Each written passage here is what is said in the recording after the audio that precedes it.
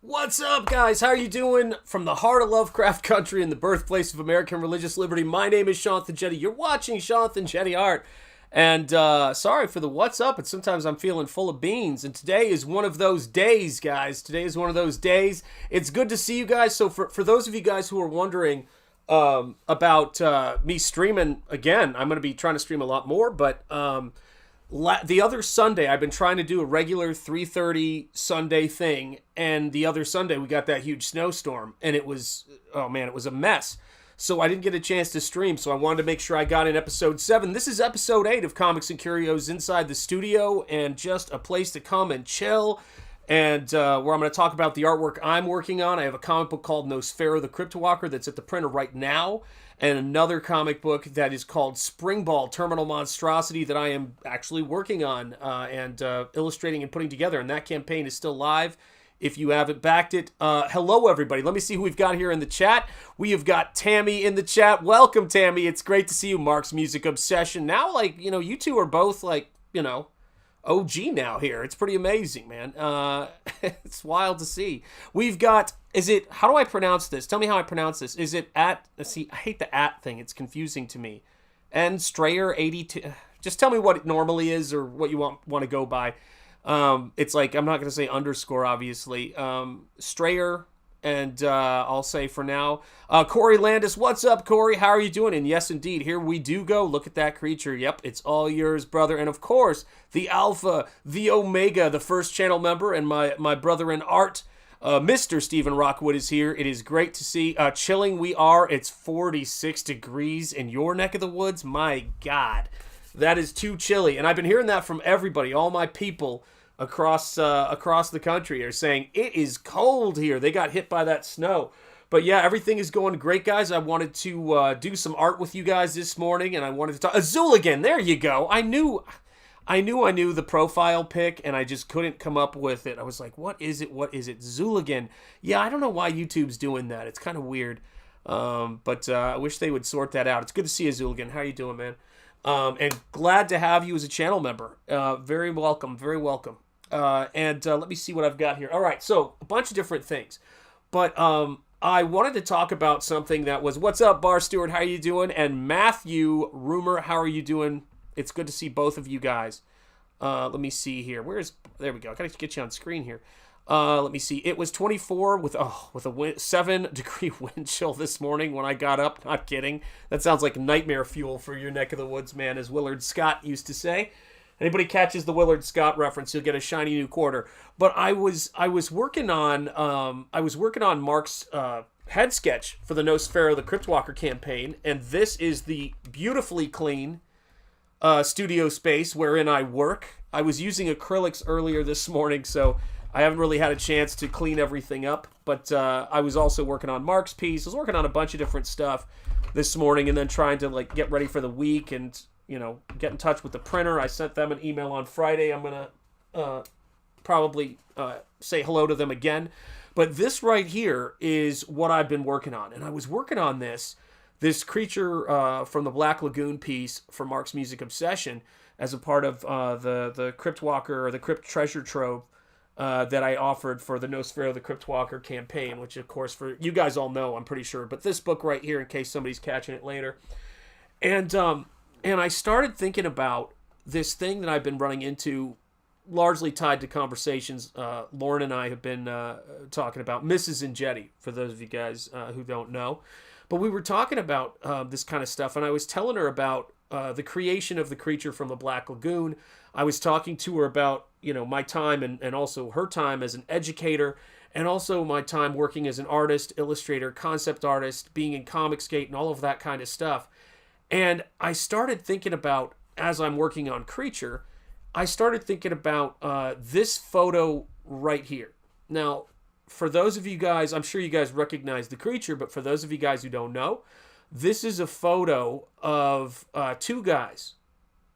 One of these guys is pretending to be the mastermind behind the creature from the Black Lagoon. And the other person is one of the two people who had a big hand in the creation of the creature from the Black Lagoon, who's a skilled craftsman. Is it shocking to anyone or is anyone going to have trouble guessing who is the person who is faking it and pretending to be an artist versus the person who is actually a working artist getting his hands dirty? Is anybody having any questions about this? And this is no word of a lie. This actually was a thing that happened. The guy who liked to take credit for everybody's work and forced the great Jack Pierce out of Universal's Creature Shop into retirement and took over because he said he could do it faster and cheaper, called the press and said, hey, you guys need to come in and take a picture of me working on the creature, because he was a shameless self-promoter, even though he wasn't sculpting it. And Chris Mueller, the guy who was the actual sculptor, had been warned he was going to come in and do that. And so he refused to leave, but acted like he didn't know what was happening. And when the press came in to take the picture, Chris refused to leave, so he was still at work on the creature, and this other person, holding a tool rather awkwardly, tried to act like he was a sculptor. You know what I'm saying? What's up, Chris Bouchard? How are you doing, my friend? Great to see you. And of course, as you guys have probably guessed correctly, it is the person on the right who is the actual sculptor. And you know this because he's wearing a t-shirt and he's actually making contact with the creature, for starters. Thank God Bud Westmore didn't do that. And I just said, I was saying to my wife, I am surrounded by this all the time. I've been working as an artist and illustrator since I was 17, and even before that. And I've been so fascinated by people who want to fake that they can do something that they can't. I find it bizarre. I find it pathological. And it just makes no sense to me, because I think that must be a prison. And the thing that's probably even stranger to me, and I think a lot of this came to a head for me, a lot of different ways, but with the Anthony Joshua, and I'm not trying to jump on that bandwagon, but the Anthony Joshua versus Jake Paul fight that happened recently. And I remember someone saying to me, do you think the fight is going to be fixed? And I think I was thinking, one of my friends who's not, that's not on YouTube, it was a private conversation, said, do you think the fight's going to be fixed? And I said, well, I hope so. Because if the fight isn't fixed, Anthony Joshua is going to break his skull. That's what would happen. Because everybody who knows boxing knows you can't quickly pick up boxing in 10 or 15 years and get to the elite level. You don't suddenly get interested in boxing. Now, hold on, just to be clear, good for him to be, doing boxing and training and keeping himself in shape and hopefully on the straight and narrow. I always think that's great to see. But to think you could challenge a top-tier heavyweight is insane. Absolutely insane. And, because if you were to do that, you might be able to fool casuals, people who don't see this kind of stuff. But if that was possible, why would anybody work their life? Why would there be, any talent, discipline, time, and it's not easy to get anywhere in boxing. What is up, Sulcurialt Inuan? It is great to see you. Let me see here. In one, hi, and I'm guessing it's hi. Thank you, God. You guys. My dyslexia has been horrible. So yeah, it was interesting to kind of see that, because I've seen this now for a while, and if you've been here in this space, you've seen this for a while, even here, where it's kind of like, I do this because I don't have any choice. I've been drawing since before I knew it was a thing. I didn't even know it was a thing. Somebody asked me one time when I was growing up, I said, my dad did a drawing with me at home, and they asked me, they said, is he an artist? And I said, yeah, he's I said yes, because he drew it. Like, I didn't know what that meant. And of course, he wasn't an artist at all. He just, one day he just decided to draw with me. And because I had no concept of what that meant. I never thought that was anything you would do anything with. And as I got older, I kept doing it, and it became something I wanted to be a comic book artist more than anything. And I wanted to, illustrate, fantasy and science fiction scenarios and all that kind of stuff that we love to do. But it wasn't like I kind of sat down and was like, well, what are people into right now? I think, am I buffering? No. Hold on a minute. Let me see. I shouldn't be buffering. I don't know why I would be buffering. Let me see. Is something open? That's a good question. Dun-dun-dun. Good afternoon. How are you doing, Late Gates? Good to see you, my friend. Oh, is that you lagging on me? Hang on one second. Let me see what I've got here. One sec. Let me pop around the corner here. Da-da-da-da-da-da. There we go. One sec, guys.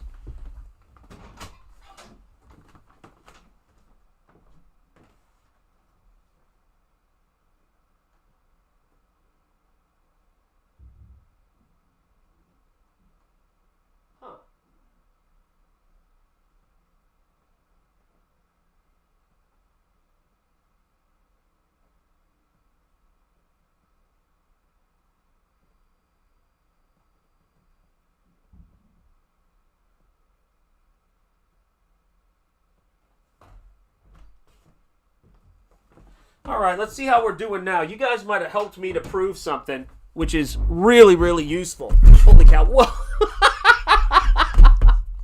Oh my god, I almost dropped my laptop. That would have not been great. Hang on a second. Is it okay now? Let me see. Let me turn on my camera. 1 minute here. 1 minute. Where are we? There we are, but that's too much me. Holy cow, make it stop. No, not that one. There it is. I gotta trash those other layers. What's up? Good afternoon, Sean. Glad you're streaming again. Springball, indeed. It's gonna be awesome. So, okay, it stopped. Well, here's the thing about streaming and a stream lagging and all that other stuff, right? So, my wife's computer has been having its battery die and having trouble with its battery. And so we think that when her computer's asleep and it's off for all intents and purposes, that it's basically just connecting to the internet and draining her battery. Okay, it's good now? Awesome. Glad to hear it.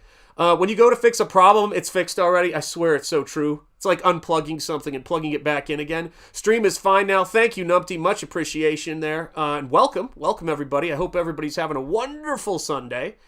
Let me see here. Okay, I think we're there. Where's Corey Landis? I feel like I haven't said hi to Corey Landis yet, man. This is crazy. It's good to see you, Corey Landis. All right, guys. Holy mic bump. Sorry about that, guys. It was gonna be loud. Yeah, it's good now. All right, there we go. So, what do you call it? My God, where was I? And thank you for the kind words about the creature, by the way. So yeah, so I was working on the creature, and I was working on, and I was talking about all this stuff with the missus. And the thing for me about it is that I love making comics, and I love the fact that I get to crowdfund comics, and you guys are supporting this and have my back. Particularly, man, when I see, get to do a head sketch for somebody like Mark, who is, really just been so passionate about Nosfero and wanted to get a head sketch as well. It's such a blast. I'm so happy to do it, and I just get excited about getting to this point where I get to be talking to the printer, working on Springball, just one book now instead of two at the exact same time, and then doing the fulfillment stuff, which is so much more fun because the creative part of my brain gets to switch off on one of the projects, and I get to just be a painter again. But the thing is that I just think that it's so funny how, I don't know, for a lot of you guys, some of you guys have been here for 38 months as channel members, but you've known me before that. You've seen me on streams and all of that kind of thing. And you guys know that, I've been here, I've been doing this stuff, and that I get to spend time with you. You can't keep this stuff up. You can't keep up some imitation of yourself forever. And I just, man, it just kind of blows my mind as I've watched this, the social media space of people pretending to be excited about things. I'm thinking about particularly Star Wars was one of them. Horror movies is something I've seen happening. And then it usually turns into, we need to talk about. And I just thought, why do that? The creature looks like my mom. No, Tammy. Behave. Oh my God, you guys are cracking me up. You acknowledged my existence earlier. Good. Just making sure. I can see Sean from Dracula's window. You're absolutely right. I'm still stuck in there. It's kind of boring. I know what you mean.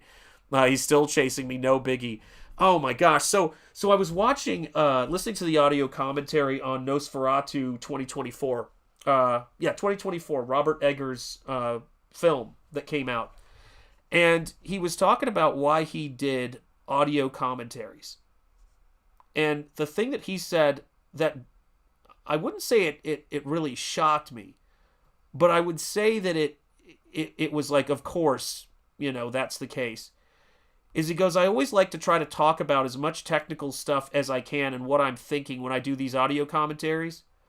Because I didn't go to film school, and audio commentaries were my film school. And I thought, that's what it's about. What is up? Ray is happy. It's good to see you. Indeed. Let's go. We must go forthwith. And his knowledge of cinema and his studying is, he basically said, nowadays you can pretty much, if you've got the drive and you've got the skill and you've got the talent, you can pick this stuff up a million different places. And I was kind of blessed to be growing up in a time where I was somewhere that was very much, you can't get there from here. And I had no concept of where New York was located, and Marvel and DC were these places that were up on this in this ivory tower, or I can't even remember the dang word I'm looking for, but I am painting at the same time, mind you. And I looked at it and I thought, like, holy cow. And it's like, but I just wanted to draw, and I would just, any paper, notebook paper, whatever it is. And I just freaking loved it. I just wanted to draw all the time. I never thought you could do anything with it. I never knew it was an occupation. I thought you were just going to have to do this in addition to other stuff, which I have done for many, many years. And it's pretty amazing. It's pretty amazing to think of the work that goes into it. And I've always assumed when I meet professionals in any other field, electricians, plumbers, anyone, pilots, people who do up to a certain point with all of that, because there's been some crazy stuff going on in all of our fields. I just assumed they knew what they were doing and they were experts, and that it was a lot of work for them. And when I paid them, I was paying them for their expertise. So it's crazy, man. Hell yeah, man. It's good to see traditional media is being used. It feels revitalizing. I know, that's another thing I never could have planned. Thanks. I'm glad you enjoyed it. Look at this. Everybody's saying hello. Let's, indeed. Yeah. Hail and well met from the year 3026. My God, all kinds of things are going on, Rock Crin, and it's good to see you and have you in the chat, Rock Crin. I hope you're having a wonderful Sunday, man. And look at that. There it is, the compliment. JJT writes, fantastic stream yesterday. See? Look at that. We love it. We absolutely love it.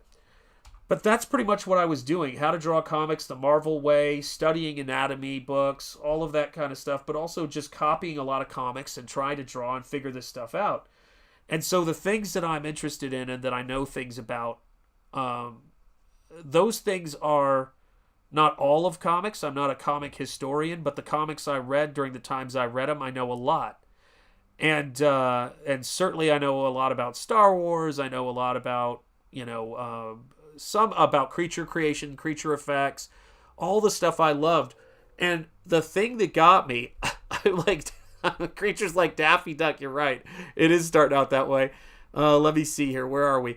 I started, this morning I woke up and I was sitting in bed still. It was early because I just woke up like a shot first thing in the morning. And I started just doing research on ball turrets on B-17s, because I've always been fascinated by B-17 bombers from World War II. And I just started watching, animated cutaways of the interiors of B-17s. I've done the same thing with tanks. It was just like I was having such a great time. I just got my camera in a less than ideal, sorry guys, less than ideal position for me to see the paper.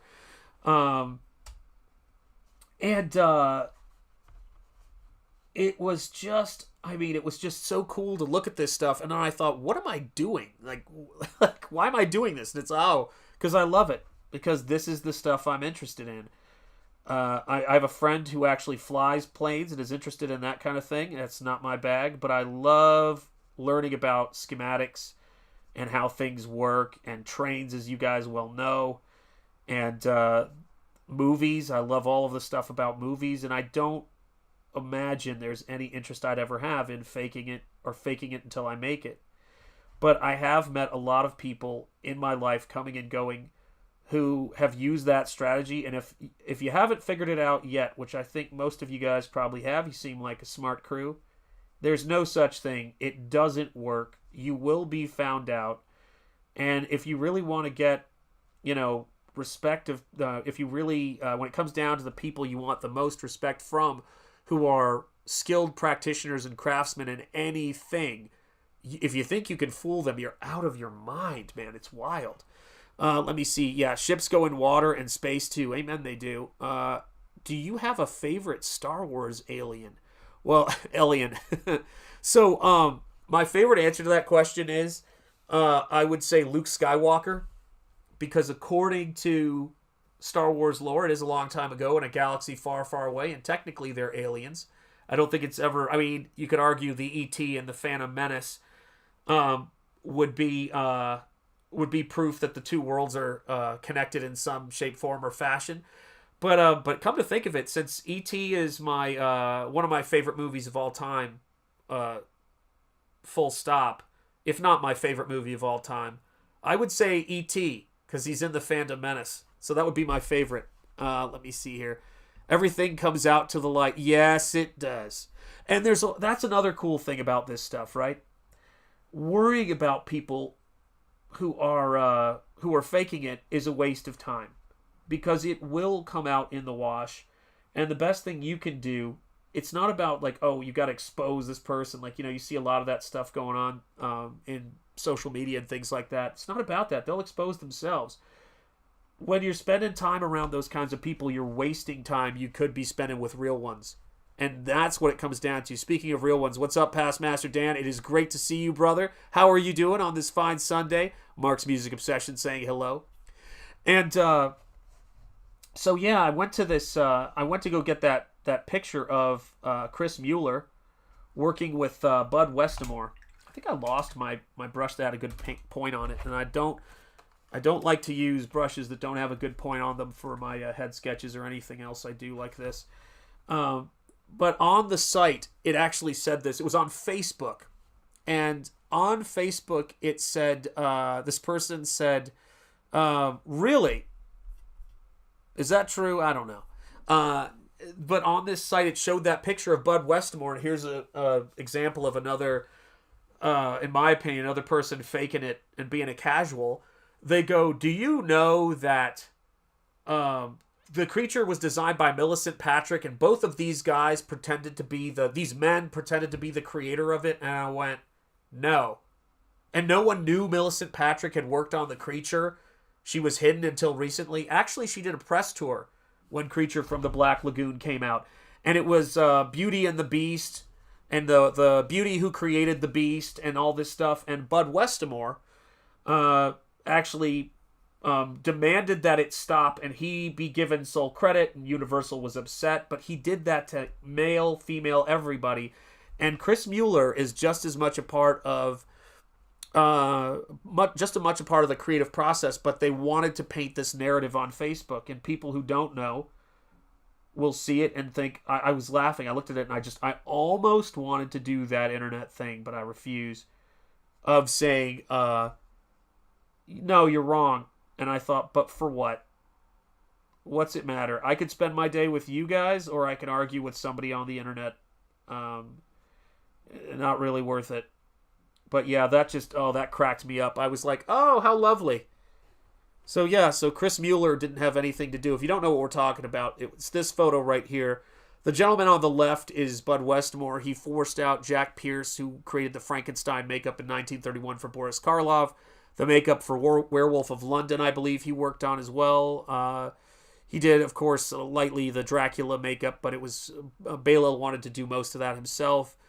But he was just a genius, and he was forced out by the guy on the left, Bud Westemore. Look at him in his pretty little collared shirt and sweater vest, pretending to be a sculptor, but not touching the sculpture while the other guy works. That's certainly a metaphor for how obvious this stuff should be to spot. It's these folks always don't look like they're dressed for work. It's the best way I could put it.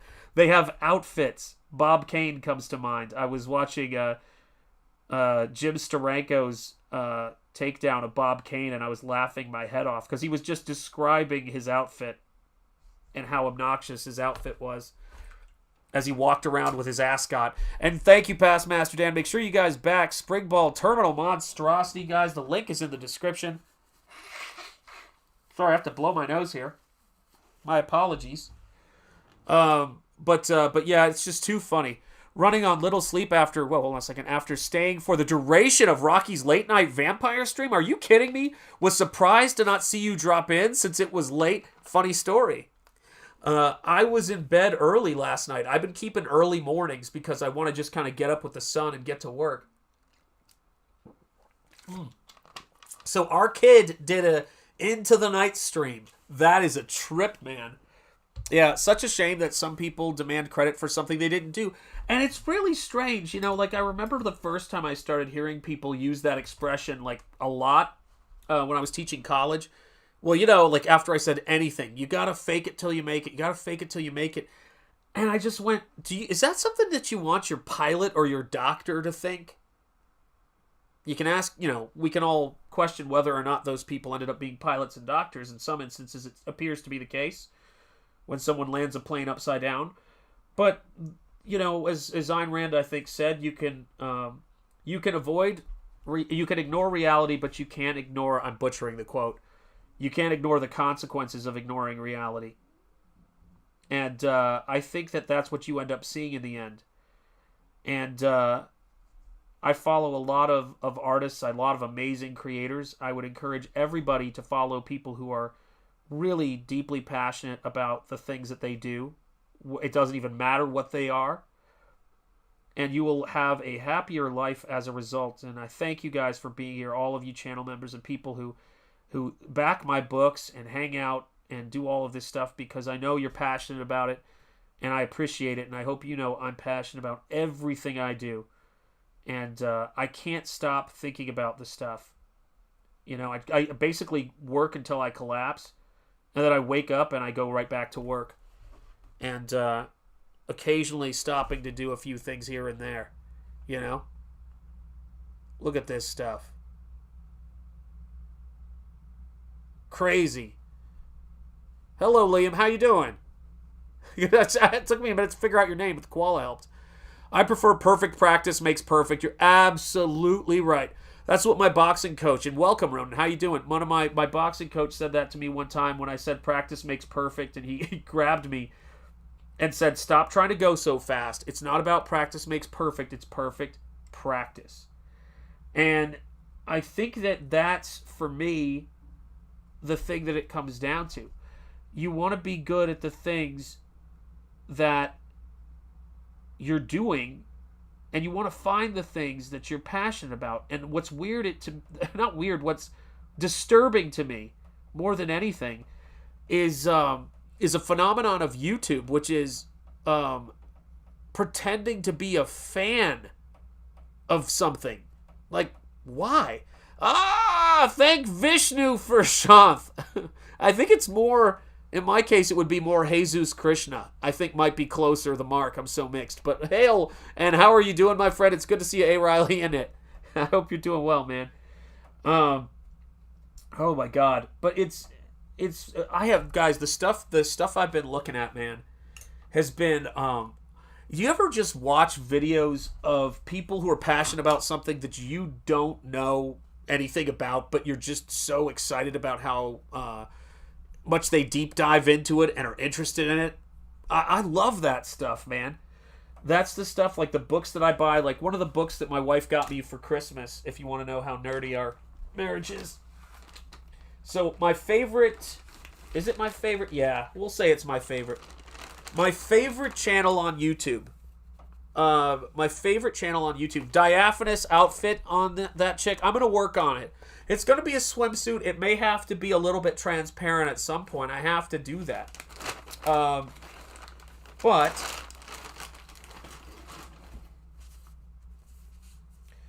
I love the Townsends. Love the Townsends channel, which if you don't know the Townsends channel, I have their mug on my desk at all the time.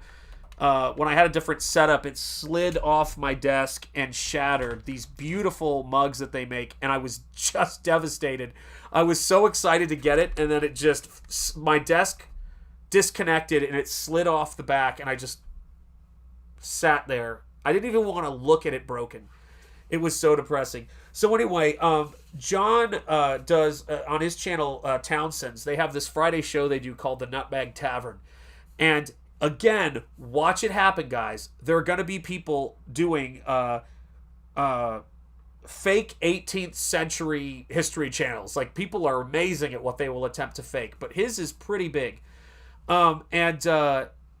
This is one of the books he always cites, the Journals of Nicholas Creswell, 1974 to 1777. So till 1 year after the basically the Declaration of Independence, and it's a journal of what he was experiencing, and it's written as someone would write during that time. He's talked about it so much. I was like, I really would love to have this one day, and the missus got this for me. And then this is a facsimile republishing of A Discourse on the Use of the Pen, containing observations on writing in general, profture? I don't know. Oh, sorry, posture. They used F's for S's. I forget that sometimes. Proper posture in sitting to write, rules for choosing quills. I don't know why they used... Lauren was asking me that the other day. Mrs. Angetti goes, why did they use F's for S's back in the day? That's another thing I don't know anything about, and I got to learn more about that. Literally bought weed off a Jamaican boat. Dealers from a Crayola marker. My God. What is happening? He's got good cooking videos. That he does. Oh, I missed it. There you go. Yeah, it happens. What? What is happening? Oh, yeah, she was naked last stream? I have no idea what's happening officially. Is that a diaphragm? Oh, the painting. Got it. Oy vey, were they trying to get me to write to get out of the get out for Semites? And I said no. I have no idea, but I'm trying to follow what you're saying. So yeah, so this is their little is this a sticker? This is a little sticker for their Nutmeg Tavern and all that stuff. But yeah, that's the stuff that inspires me, just like Universal Monsters. And for me, when I'm doing a painting like this, I like painting figures. I like, painting the female figure. What's up, Darren Wagner? How are you doing, my friend? Father Springball, you know it proudly. So, I don't know, man. I was thinking about how much I need to take some time to just reconnect and chill. And I know you guys have probably seen that I hadn't been streaming as much for a little bit because I'm going on a lot of streams, and I'm a true introvert.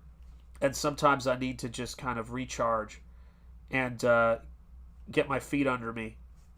But it really has been great to reconnect with books and reconnect with all of the stuff that I'm passionate about. And I'm really grateful to be around a bunch of people who I know aren't faking it, and to have a lot of people in my life who are real ones, because it is a very unique discipline. And you got to really focus. Greetings, brother. Missed your message. How are you? At Mark's Music Obsession. Look at that. Beautiful. Let me see. Okay, so I think we're caught up there. Oh, my gosh. The names being all put together is rough. The Indomitable Green Skull. This isn't done yet? Late painting. I know, exactly. I got to keep working on this. Is the hot and fresh $5 painting ready to go, done by a Brazilian? I don't know. I'd like to know. Always wanted to see a Frankenstein versus creature movie. Oh, that would be great. Or somebody could make a comic. That would be great. Yeah, I think there's a lot of us. I know Graham Nolan probably would be in that camp too. It's a shame that the creature wasn't, there and a part of the Abbott and Costello meet Frankenstein and the Wolfman. That would have made that movie incredible. Those are called long S's. There you go. See, I knew somebody would know. Those F's are called long S's. Thank you, Nomad Damon. You got it. Angered at nothing. Okay, I don't know what's happening. I don't know what's happening. I'm probably better off in general, not knowing. It's I sort of feel like I'm like Old Yeller or something, or I'm going out to the farm some days. Has to happen. But yeah, oh my gosh. Oh, there we go. Let me get you guys a little closer here. Here we go. Let me get you guys a little closer. What's up, Darth Scipio? How are you doing? I love that you've got the Roman sculpture there. Hey, Sean the Jetty Art, have you heard about the new EVS versus Yellow Trash feud? Oh my god, this is further proof. No, I have not. I have not heard about the... I'm sure I'm going to hear about it, though, at some point. I mean, I'm seeing those guys either on Monday or... Even if it's not on Monday, I'm seeing them on... God, I am telling you what, guys. I am absolutely wrecked. Wednesday. So I'm sure I'll hear about it. But oh my stars. Yeah, you never know what's going on. People lose their minds a lot. It's really crazy, man. It's so funny. I got to spend time with one of my kids who was home for the weekend and was spending time with her and enjoying all of that. And then I had one of those mornings where on yesterday where I had a family member call me up who just needed to talk. And it was like it was tough. They just needed someone to talk to, and no sooner had I hung up the phone, but my best friend in the whole world outside of Mrs. Andretti called me up, and he was like, "Dude, I just need to vent." That was my Saturday morning. So there was a lot of IRL insanity. Nomad Damon, my man, says, I don't know the full history, but looks like they ranged from Roman times through to the late 1700s, early 1800s. My gosh. Oh, the long S's. Holy cow, man. Thanks for being here, by the by. Yeah, I don't know the story, but I'm sure I'll hear something about it at some point. Usually it does come my way. But yeah, I mean, gosh, thank God you guys are here. I wouldn't know anything about that stuff. I've just been trying to make sure I get... I got into a very serious Springball work marathon this weekend and this past week. And what was funny is, with all of the craziness going on and the weather and, car trouble and trying to schedule a car going in for maintenance and all of that crazy stuff, I had forgotten how much work I had done on this particular sequence in Springball. And I just opened up the InDesign this morning, and I was looking at, my wife was in the other room, and I was like, yes! And she's like, what's up? What happened? And I go, I just did that thing where I was working on something, and I had forgotten how much work I had done that day, and it looked like somebody else had done the work when I opened up InDesign. And it was a bunch of stuff that you have to do, and you're just doing things a piece at a time, trying to put the whole thing together. And it was the coolest thing to see. The coolest thing to kind of just... It was almost like a gift you give yourself. I don't know if you guys have ever done that, where it's late, you're tired, you decide, oh man, I'm going to clean up the kitchen and straighten up a little bit. Then you wake up and you come downstairs and you're like going, oh, it's like a gift I gave myself. Let me see here. Why the name Springball? That's a really good question. So let me see. Well, for starters, the main thing was he was inspired by... animation, and so I knew his power was going to be that he bounced. And this is going to sound like a weird influence, but Springball was really influenced by Who Framed Roger Rabbit at first. I loved the idea of animated characters interacting with the same kinds of physics in a real world. When I saw that as a kid, it blew my mind. What is up, infamous Mr. Cursed? How are you doing? It's great to see you. And it was...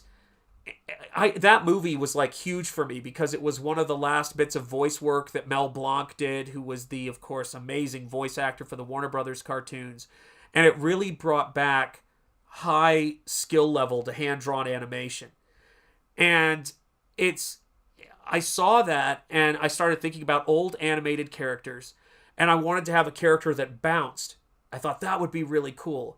So, of course... I decided I wanted the character to have a tail that was like a bungee cord so that he could like do this crazy stuff. He could slingshot himself. I was actually thinking of those paddles with the spring, with the cable and the ball on them, because I was thinking he could throw it at somebody and hit him in the face and come back, all that stuff. But I couldn't figure out what the second word was that I wanted to name him. What's up, Rich? The original Springball fan. You're damn right you are. I always wish Springball would catch on and be as popular as the Ninja Turtles or Batman. I'm working on it. I'm working on it. Roger Rabbit had an influence. Interesting. It did. Jessica Rabbit alone. Well, you weren't banned. Were you banned? I do not appreciate my banning. Were you banned?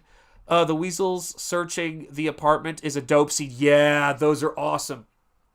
We have a lot to cover today, guys, on this fine Sunday. Well, hopefully you weren't banned. Back Springball, says Stephen Rockwood. And so I'm sitting there, and this guy who lived across the hall from me, bear in mind, the only anime or manga or any of that shit I knew, stuff I knew, I'm trying to get right with God, guys. The only stuff I knew was Appleseed, Ghost in the Shell, Akira, probably Astro Boy, but I don't think I watched it. And then like the things that were translated, like Voltron and Macross and things like that, or Mospeda. And there was a poster in his room for something he was really into. My name is Selcuri Alt. Not a joke. I have no idea what's happening. I thought you were already in here. That's really weird. All right, tell me more. And so, let's see. Rich is here. Mods, if you know what's going on, do let me know. Have you ever drawn Gwen Stacy? I haven't. Wow, that's... Are you working up for another commission there? You're killing me, Lloyd. Oh, my God. Lloyd, I got to tell you this story. I want to get sidetracked again. Pat Labor too, actually, because we were watching stuff on VHS, so I'm pretty sure I saw that one too. Riding Bean, do you guys remember that one? Gunsmith Cats, all that stuff. But this guy had a poster in his room for Dragon Ball Z. And I had never heard of it. I know it's crazy to think now. And I saw Dragon Ball, and I went, Springball. That would be cool. And that's where Springball came from. How nuts is that? So, Lloyd, this is the funniest thing in the world. So I went back and looked at your message because before I sent you the dragon painting, I didn't scan it in. That painting took so much out of me. I go, if I scan that painting in, I won't stop looking at it and thinking of things I could fix. And I've got to get this to Lloyd. And if I scan it in, I'm just going to go, oh, I could have done a better job. It was that bad, Lloyd. I went to a dark place, Lloyd, but I wanted it to be great for you. And the thing that was so funny about that was that when you sent me that picture of it in the frame and up where it went, I went back to the message to look at it, and I was like, I was happy with it. And I was so worried I was going to look at it and not be happy with it. So I drug it to the desktop and took a look at it. Yes, the tunnel is a legendary scene. So when I was drawing Springball, I went, okay, well, he's going to be, at first he was going to be a human because there were two other big influences on Springball's look. Or the look of the comic and then the look of the character. One of them was, I'm going to have to take a Sudafed. My nose is reacted to the pressure and I can't stand it. You'd think with a nose like mine, what is this thing even for? Ridiculous. It's got enough space for me to be able to breathe, don't you think? I mean, good God, man. I'm like teetotal. Good Lord. What is the point? I'm going to go back to smoking. What's up, Jeremy Burtz? How are you doing? How are you doing, brother? It is great to see you, Jeremy Burtz, OG channel member. Akira Toriyama was the best cartoonist. Yeah, well, that's... Okay, that's a tough one. That's good. But I can't... Tezuka's got to be. Tezuka's the best, period. Certainly in terms of manga. I love that stuff, but nobody had the range Tezuka did. I love that stuff, and I believe he passed recently, did he not? Did Akira-san pass recently? Somebody in the chat let me know. He's a great cartoonist. A brilliant cartoonist, though. But I do believe he passed recently, didn't he? If somebody in the chat knows, do let me know. We'll have to see.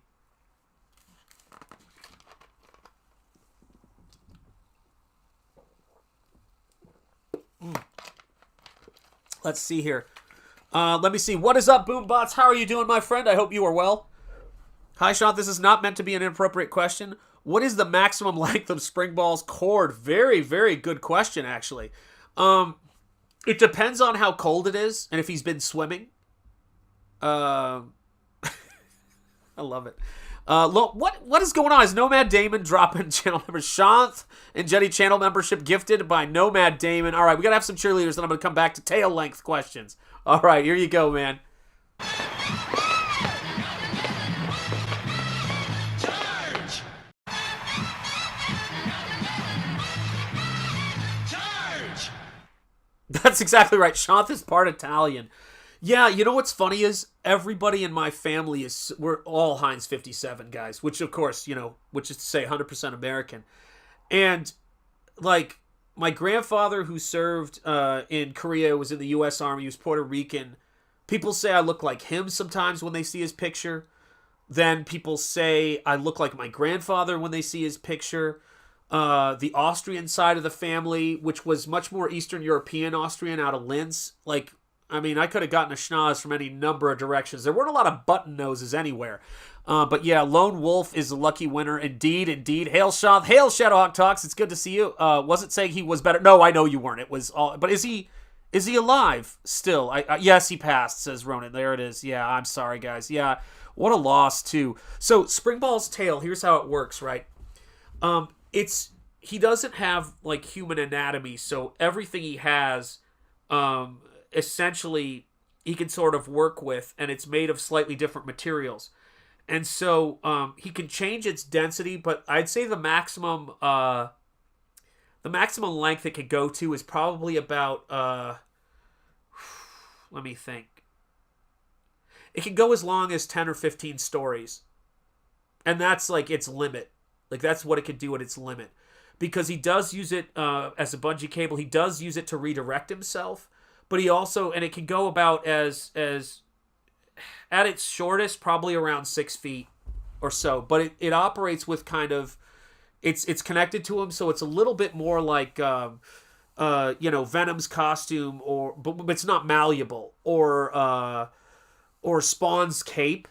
Like it has different physics to it because his body is not, it has the appearance for why he was designed of being a human being, but he doesn't breathe, so he can't drown, he doesn't sleep, and so that's all a part of just trying to push things. But speaking of Dragon Ball and speaking of the things we've been talking about, look at all this. There we go. Everybody's saying hello.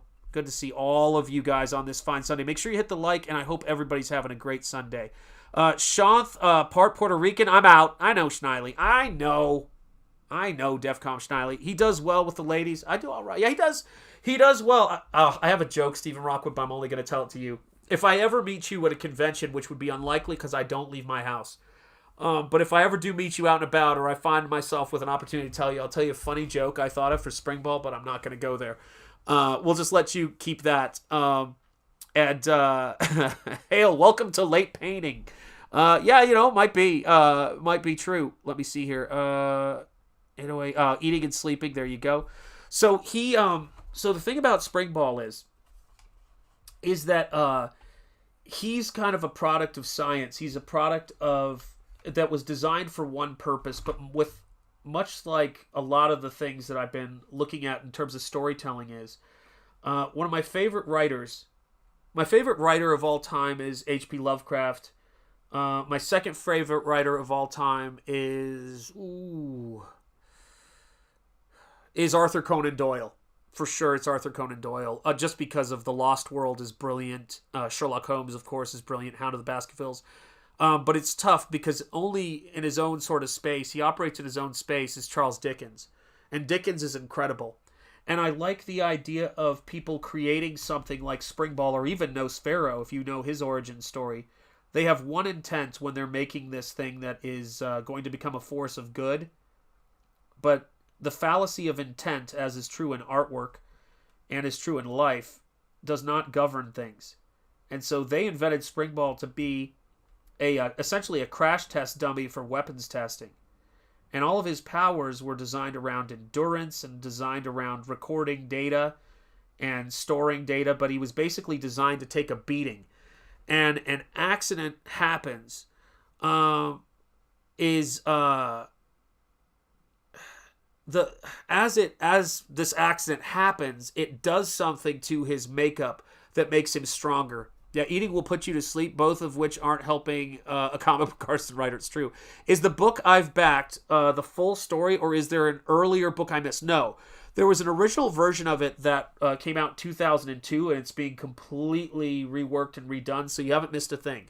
If you wanted to have a copy of that book, it's available to get at the Throwback Edition tier. So you can get the Springball Throwback Edition if you want to compare my 2002 art, God help me, to what I'm doing now. And I'd like to think that it's significantly better what I'm doing now. But yeah, he's it's so fun to pair Springball, by the way, with the kind of horror, mysterious, again, I hate it. It's funny, people always, there's no other way to describe it but the Lovecraftian like cosmos, and some of the myth and lore of New England and Lovecraft's New England. It's just crazy. I just learned from a movie that Sir Arthur Conan Doyle hated Houdini the magician. Well, that doesn't, what's funny, that's fascinating. I didn't know that there was a hatred there, but he was certainly into theosophy and mysticism and the occult, so I imagine Houdini must have driven him a bit crazy. Bouncy, fun. Yeah, absolutely. Is there more obscure inspiration behind Springball, what you communicated through the high concept pitch? What do you mean? Is there more obscure? Oh, yeah, tons of more obscure oh, yeah, sure. Tons. Yeah. None of which I can talk about. You'll have to read. But yeah, I have a very... I've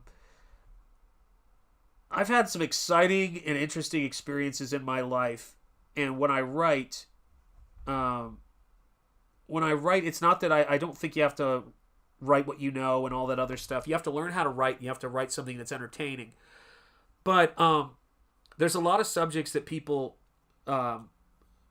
tackle when they're talking about heroes, particularly American superheroes, that I think are done in a way that is not ennobling, but it's done in a way that is kind of bleak or grotesque or whatever.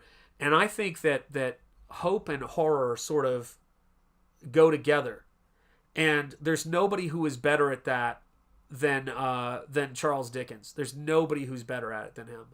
Charles Dickens, I mean, if you really read, yeah, he's a man. He's male, 100%. That much I know. And he, the things he goes to, the bleak places he goes to, in something like Oliver Twist, I mean, you're just like, good Lord. I was even watching one of the best adaptations ever. I was watching David Lean's Oliver Twist the other day. What David Lean was doing with the matte paintings and all of that is incredible. The way the city feels is how I would love to bring Kingsport together. Houdini disproved of a lot of the paranormal stuff, which Doyle was really into. Doesn't shock me. Yeah, Sir Arthur Conan Doyle believed in fairies. Yep, he collected those fairy photos. The evidence of an entity is easily more findable than the entity itself. And it's going to continue. Let me see. Hail, Tammy. What is up, Stealth X5? How are you doing, brother? I almost missed you. Love that profile pic, by the way. Tired of the disrespectful behavior from some. I'm missing something big time. Springball at Nubty. Is the book I've backed the full story? Let me see. I'm totally missing the conversation. I'm sorry. I have missed the conversation. Let me see here. Let me see. But yeah, so I was looking at that story and I was thinking about how uplifting something like A Christmas Carol is, or how uplifting something is in terms of the human condition in some of his stories, and then how brutal certain things could be. So the reason why the little girl in Springball, that he is the person he's trying to rescue at the start of the story, and that opens up doors to bigger, scarier aspects of the story. Her name, she's named Nell,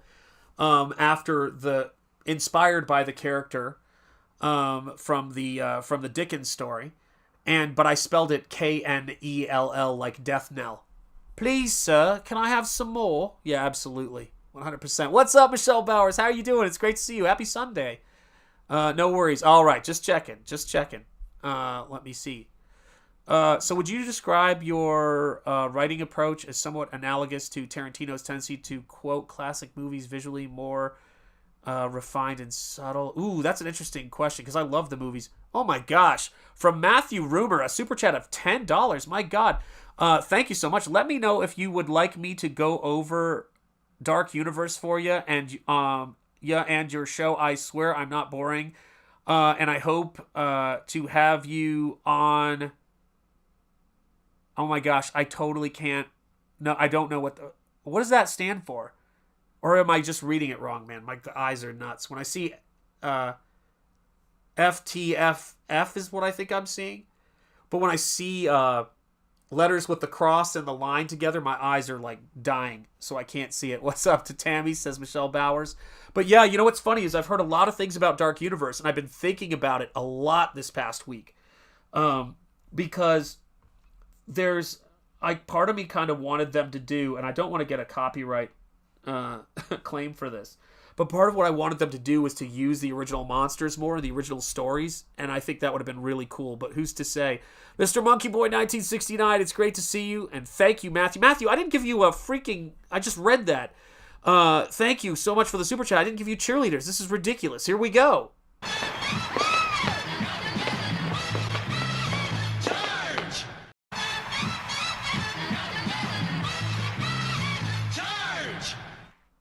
That's what I thought it was for the Fans Fest. What is wrong with me, man? As one of my teachers would say, I don't know whether to scratch my watch or wind my behind sometimes. Oh my God. Lord have mercy. Oh, it's time to put me in the home. This chat is awesome. Almost as many likes as viewers. Respect. Yes, respect to the chat. Thank you guys so much for being here and your support. And I appreciate all you guys turning out for art streams and things like that. It's just great. So yeah, I really am excited about it. And I can't tell you how much I'm excited to go visit that place. We have a plan to visit that park at some point in the next year.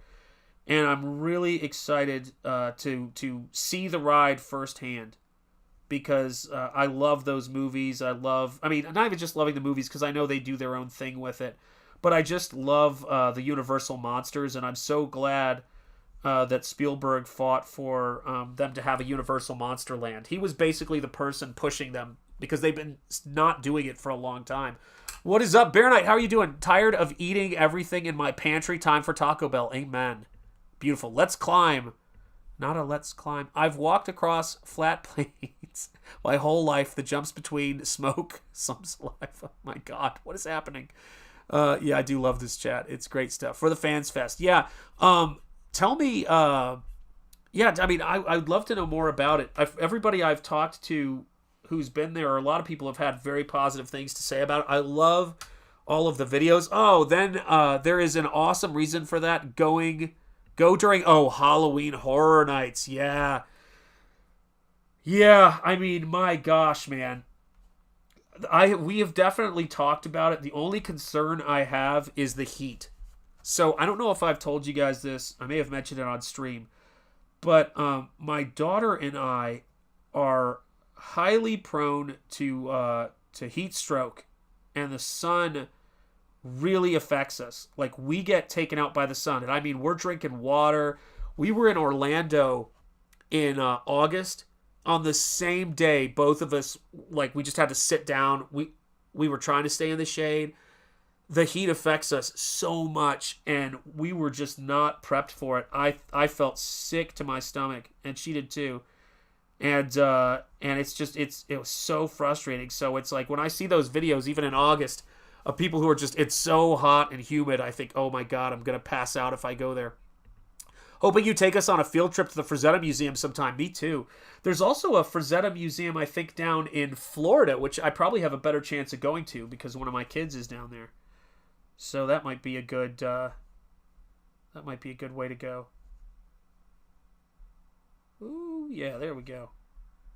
This is going to be fun. There we go. Now it's coming together. Yeah, I love doing this kind of stuff, guys. If you've never painted before and you have an interest in dabbling in paints, I cannot recommend enough the Pelican Pan opaque watercolor sets. They're really a great introduction, and they allow you to kind of play around with the paint and sort of see what you can do with it. What's up, Marcus Kelligrew? How are you doing, brother? Glad to see you, man. I hope you are well, my friend. Every time I see that profile pic, those of you guys who've had the same profile pic for a long time, like when I see the profile pic, it's like seeing an old friend. I love to see it, guys. Let me see here. Where is it? I got to grab my reference for this because I just realized. There we are. There we are. Good. Okay, so that goes there. That goes there. All right. Just making sure I've got what I need here. Dun, dun, dun. Hey, Marcus. Indeed, indeed. Yes, Sean, keep talking about the Florida heat. You know, I know, it's cold there right now. Well, we've had some cold times in Florida, to be clear. We have had some. I have been there. I'm not... Florida is definitely not a place I haven't gone to a lot, because in Tennessee, growing up in Tennessee and in the South, you spend a lot of time going down to Florida. Everybody you know takes a trip down to Florida. You drive usually down to Orlando. So I've been in and around that area. Then my wife's family had a place in the Panhandle. So I've definitely spent my share of time down there in Florida for sure. Let me see here. Okay, I think I know what I want to do there.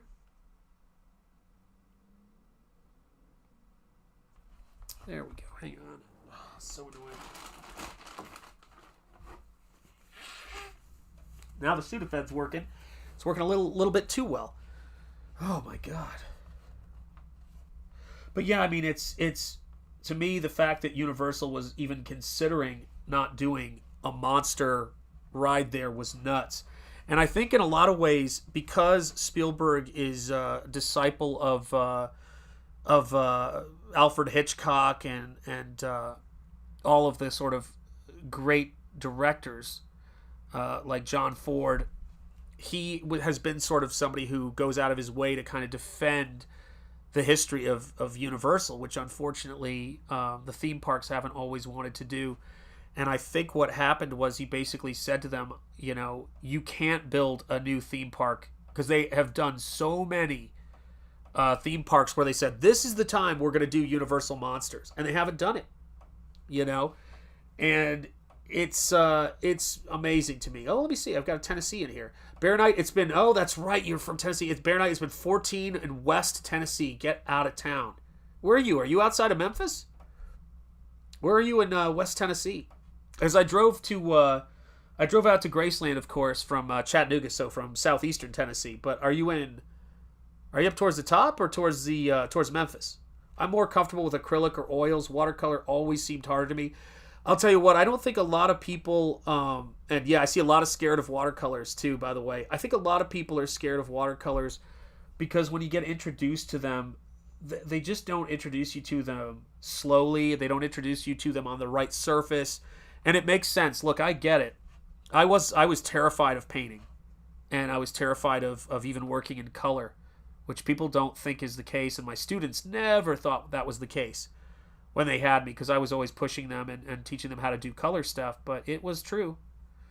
And I didn't use color in my work in any regular sort of fashion till later, and I started using color and trying to figure it out in my 20s.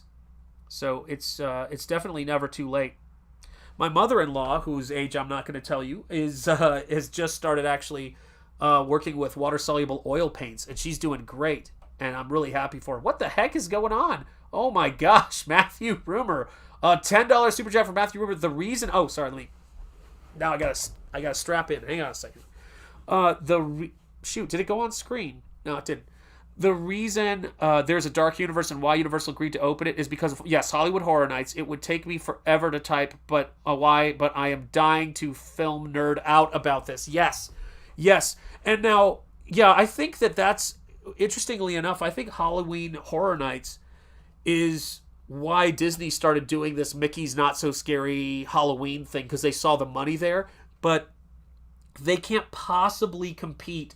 Universal and Carl Laemmle Sr., the American immigrant who came here and built Universal Studios, starting as with a movie theater chain he started.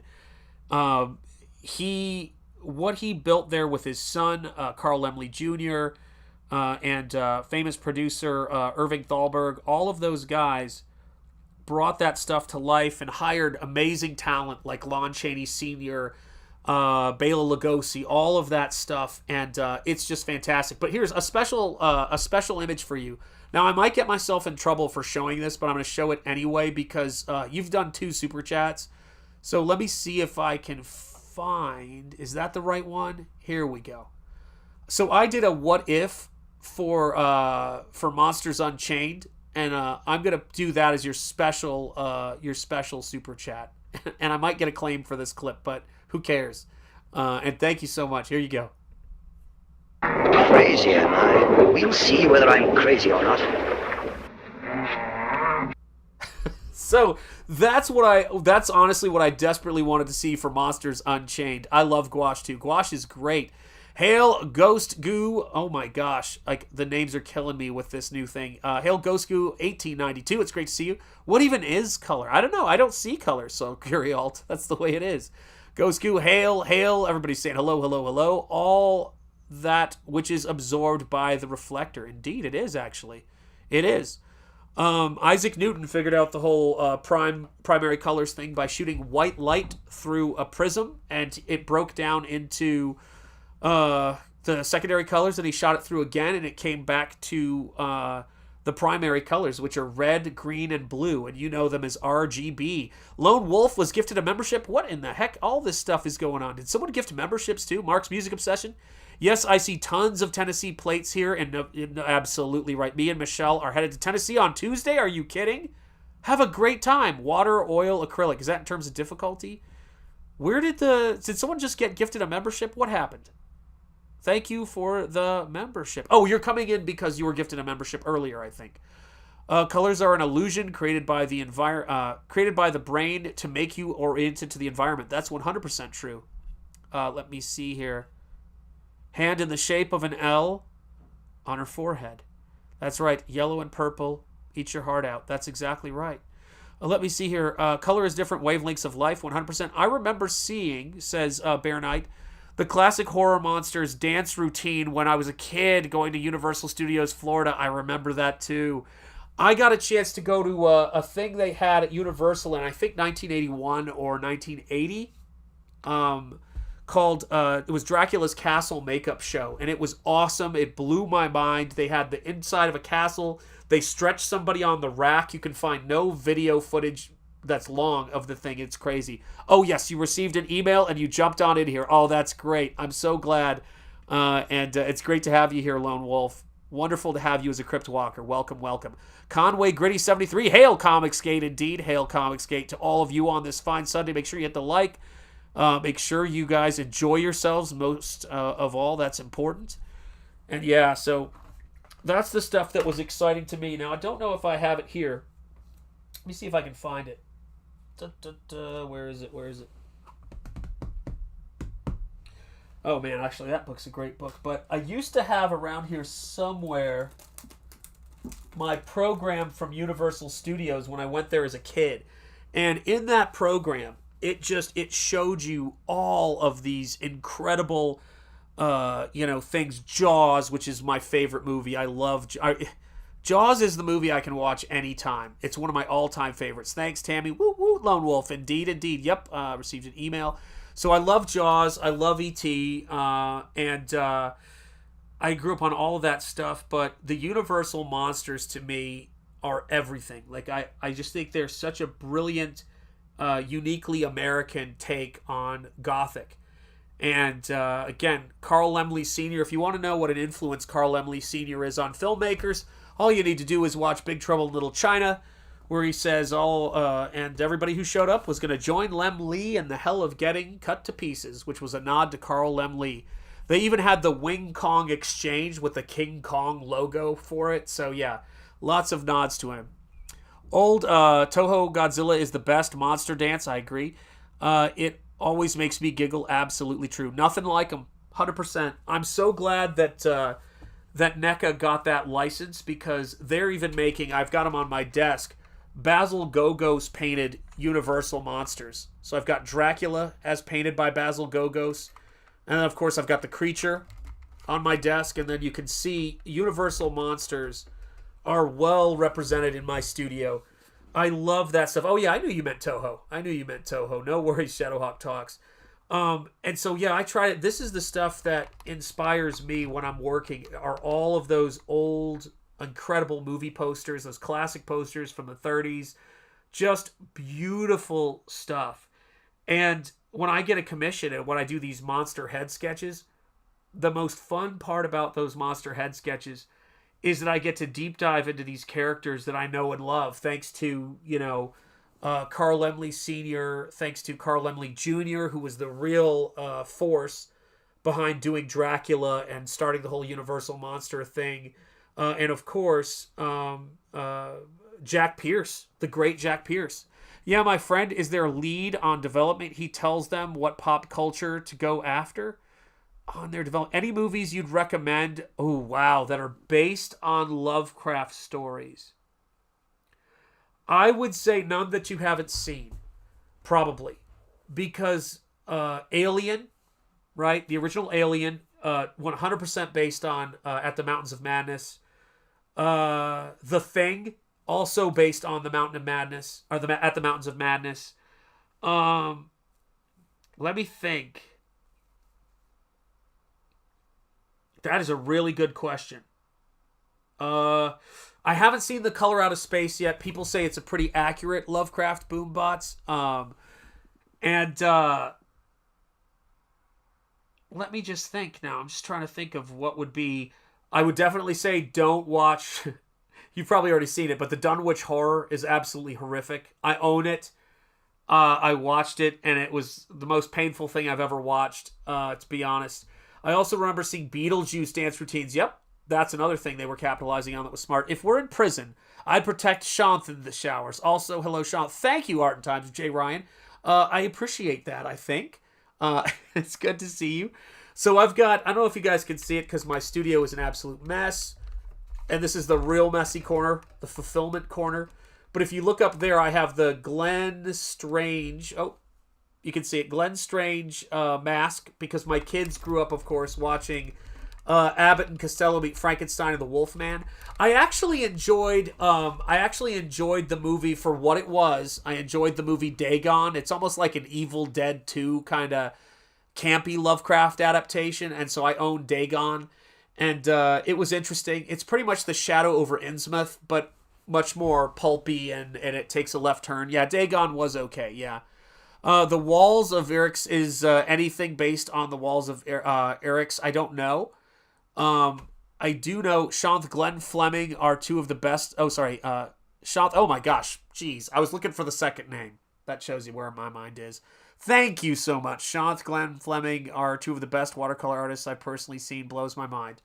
Well, there's a watercolor artist who, thank you for the kind words, that I look to who blows my mind, and I'll have to share his work with you guys one of these weeks, but he doesn't even make sense.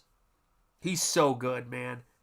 I would say he's the best watercolor artist on the planet right now, in my opinion, and that's a wild thing to say.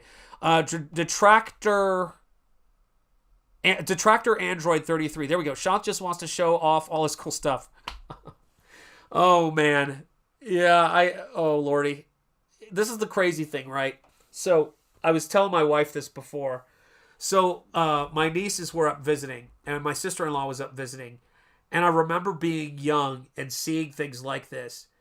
And my niece came in here. This is when I feel like I'm doing my job, right? My niece came in here, and she likes artwork, and she likes making artwork. She's super sweet. And she came in here, and she saw this thing. She's like, in that way kids do, this is so cool. And I went, hopefully I introduced somebody else to Universal monsters and, all the creatures and things that I like and all of that stuff. But that's why I wanted to do this show and do this every Sunday, because I want this to be a place that you guys get to come into and see all of the crazy stuff that inspires us. And I started collecting books when I was in my 20s, and I'm going to be 50 next year, and or this coming year, I think is how it works. I'm 49 right now, is all I know. And so it's been a this lengthy process of collecting books and buying stuff that I love and keeping track of it. And it's just, it's wild, and I think it's something to be shared. Our books and collections are fun, and as my friends know, if you come over to my workspace in my studio, my wife knows this, there's a sofa over there. People just come in and sit down and hang out and read books. When Rocky, my brother of 30 years, who I met freshman year at college, was out visiting, the place was a shambles because I was getting ready. I had just fulfilled the first Nosfero, and he was just like, I need to clean this. This is nuts. But he just came in here, sat down, and he's like, every single corner of this place has something I want to pick up and take a look at. And that's the job, man. Dang, high praise, Sean. Can't wait to see that. Yeah, it is. This guy, actually, I'm going to see if I can find an image of his stuff on here somewhere that's safe for stream. Oh gosh, I could tell you stories about him. He did a painting. He's done two very suggestive paintings that, let's just say, they don't show a lot, but they're very clear on what they're about. And he's done these two paintings, and it's been really funny to watch, the feminist perspective in the comments, and people saying, so what are we supposed to get from this? And it's like, if you don't know, first of all, you know. Second of all, he's doing what he wants to do. And he's good, and if you don't like it, that's too damn bad. Yeah, I'm like, which ones can I show? Jesus. Bless his heart. He's good, man. He's good in a way that few are. This is going to screw up my folder, but I'm still going to drag him to the desktop so I can show you some of these. Oh, God. I wish I could show you the ones I can't show you because they're beautiful and it's my favorite subject matter. Let's see here. That one, not that one. I mean, if you've looked at my painting during the stream, you know what my favorite subject matter is. Oh, that one's sick. They're all so good. It's like picking between, masterworks. Let me see if I can find. There's this one that's ridiculous. Yeah, anybody worth their salt is always looking at people who are masterful. When people ask me who my favorite artists are, yeah, 100%. It's the best subject matter on the earth to paint anytime. Period. Women are incredible. 100%. I with all due respect, I don't understand, what they see in us. But holy cow. The Void is a good holiday Lovecraft movie as well. Oh yeah, that's right. Dang, man, you guys have got it. None of my favorites have been made. Yeah, none of mine. Well, actually, Dunwich Horror has been made. I just wish it hadn't been. So let me see if I can share. Ooh, will this work? Let me do a screen share. God knows where this is going to go. Let's go to screen share. Turn this on. Oh, sweet. That did kind of work. Now I just have to go to not entire screen, current application. Let me do preview. That's what I want. Can you guys see this stuff on your screen? Is this showing up okay? Let me know in the chat if this is not showing up in the chat. Can you guys see this? Let's see. Listen, don't get me started. Shadowhawk Talks, you know where I come down on that. Have you backed Nosfero, didn't you? If you don't know Nosfero, I don't know what to tell you. But if you have Nosfero, then you know. What is up, Rachel Brinkley? How are you doing? Great to see you. I love that Salamandroid cup. Boobs, boobs, and more boobs. Yeah, I think that's pretty fair. Yeah. If you don't appreciate the female form in art, I think you're definitely missing something. So let's just take a look at this watercolor for a second. Let's just take a look at this. This is a watercolor. Okay? This is a watercolor. This is insane to do. And again, I can't show the nude figures that he does, obviously, but let's take a moment to appreciate this guy's work. When someone goes, what inspires you? I'm like going, people who are... You cannot fake this. You cannot fake doing that with watercolor, let alone that. It is so hard to do a face in watercolor that looks like that. It's ridiculous. There's another close-up of one of his faces in watercolor. If I didn't know he could do it, I wouldn't believe it.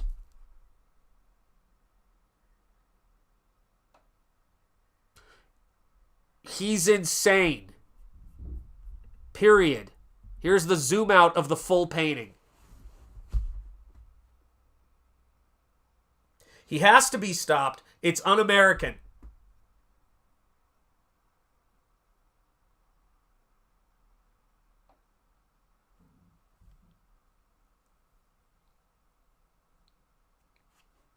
But I am so lucky to share the planet with this guy. I am so glad that his painting exists. Colonel Zaid, what's up? It's great to see you. Hail, chat. Sean, that's right, I know. Magic, indeed. Insane.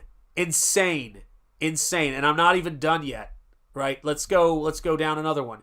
Here's a close-up. I don't think I got the wide shot of that one, unfortunately. But look at what this guy is doing with watercolors. His figure work is insane. His name is Nick Alm. Nickalm. Let me put it in the chat in case anybody is checking this out later. But he is awesome. He is incredible.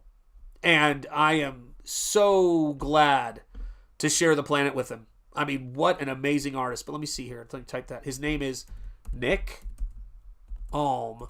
And he has an Instagram with all this stuff on it. I mean, they do censor it, but I think he has his own website too. Well worth checking out and keeping your eye on.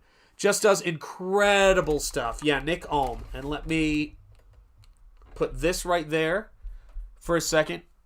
Let me zoom here. Talk amongst yourself for a second. I'm going to grab myself another soda if you guys don't mind. Make sure you hit the like if you haven't. And God bless you all for being here. Thank you so much to my channel members, to all of the people who, especially, let me say all the people. Let me say the person who's given 2 super chats on this stream. Thank you so much, Matthew Rumor. Matthew Rumor, much appreciated. And let me grab a soda real quick. I'll be right back, guys. It's not going to be muted, but I got to grab something to drink.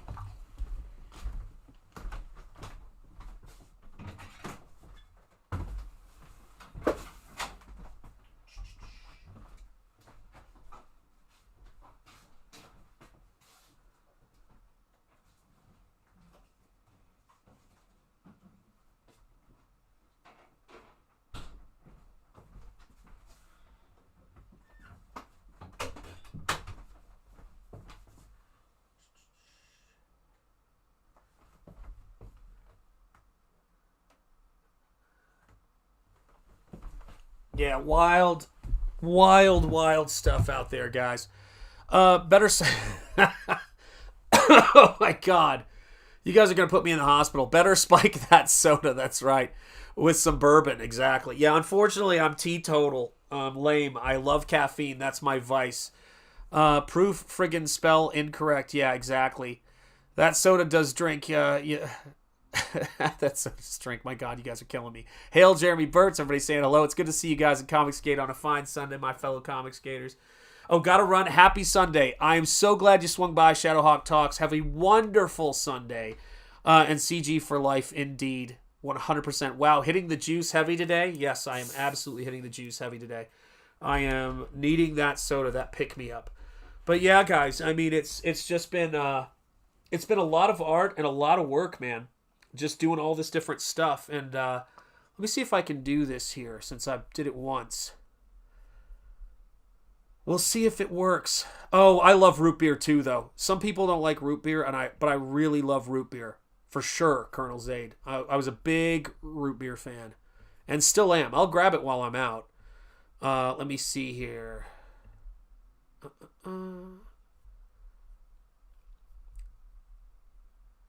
Don't allow... God, I tell you what, they're always trying to get around things when it comes to comics.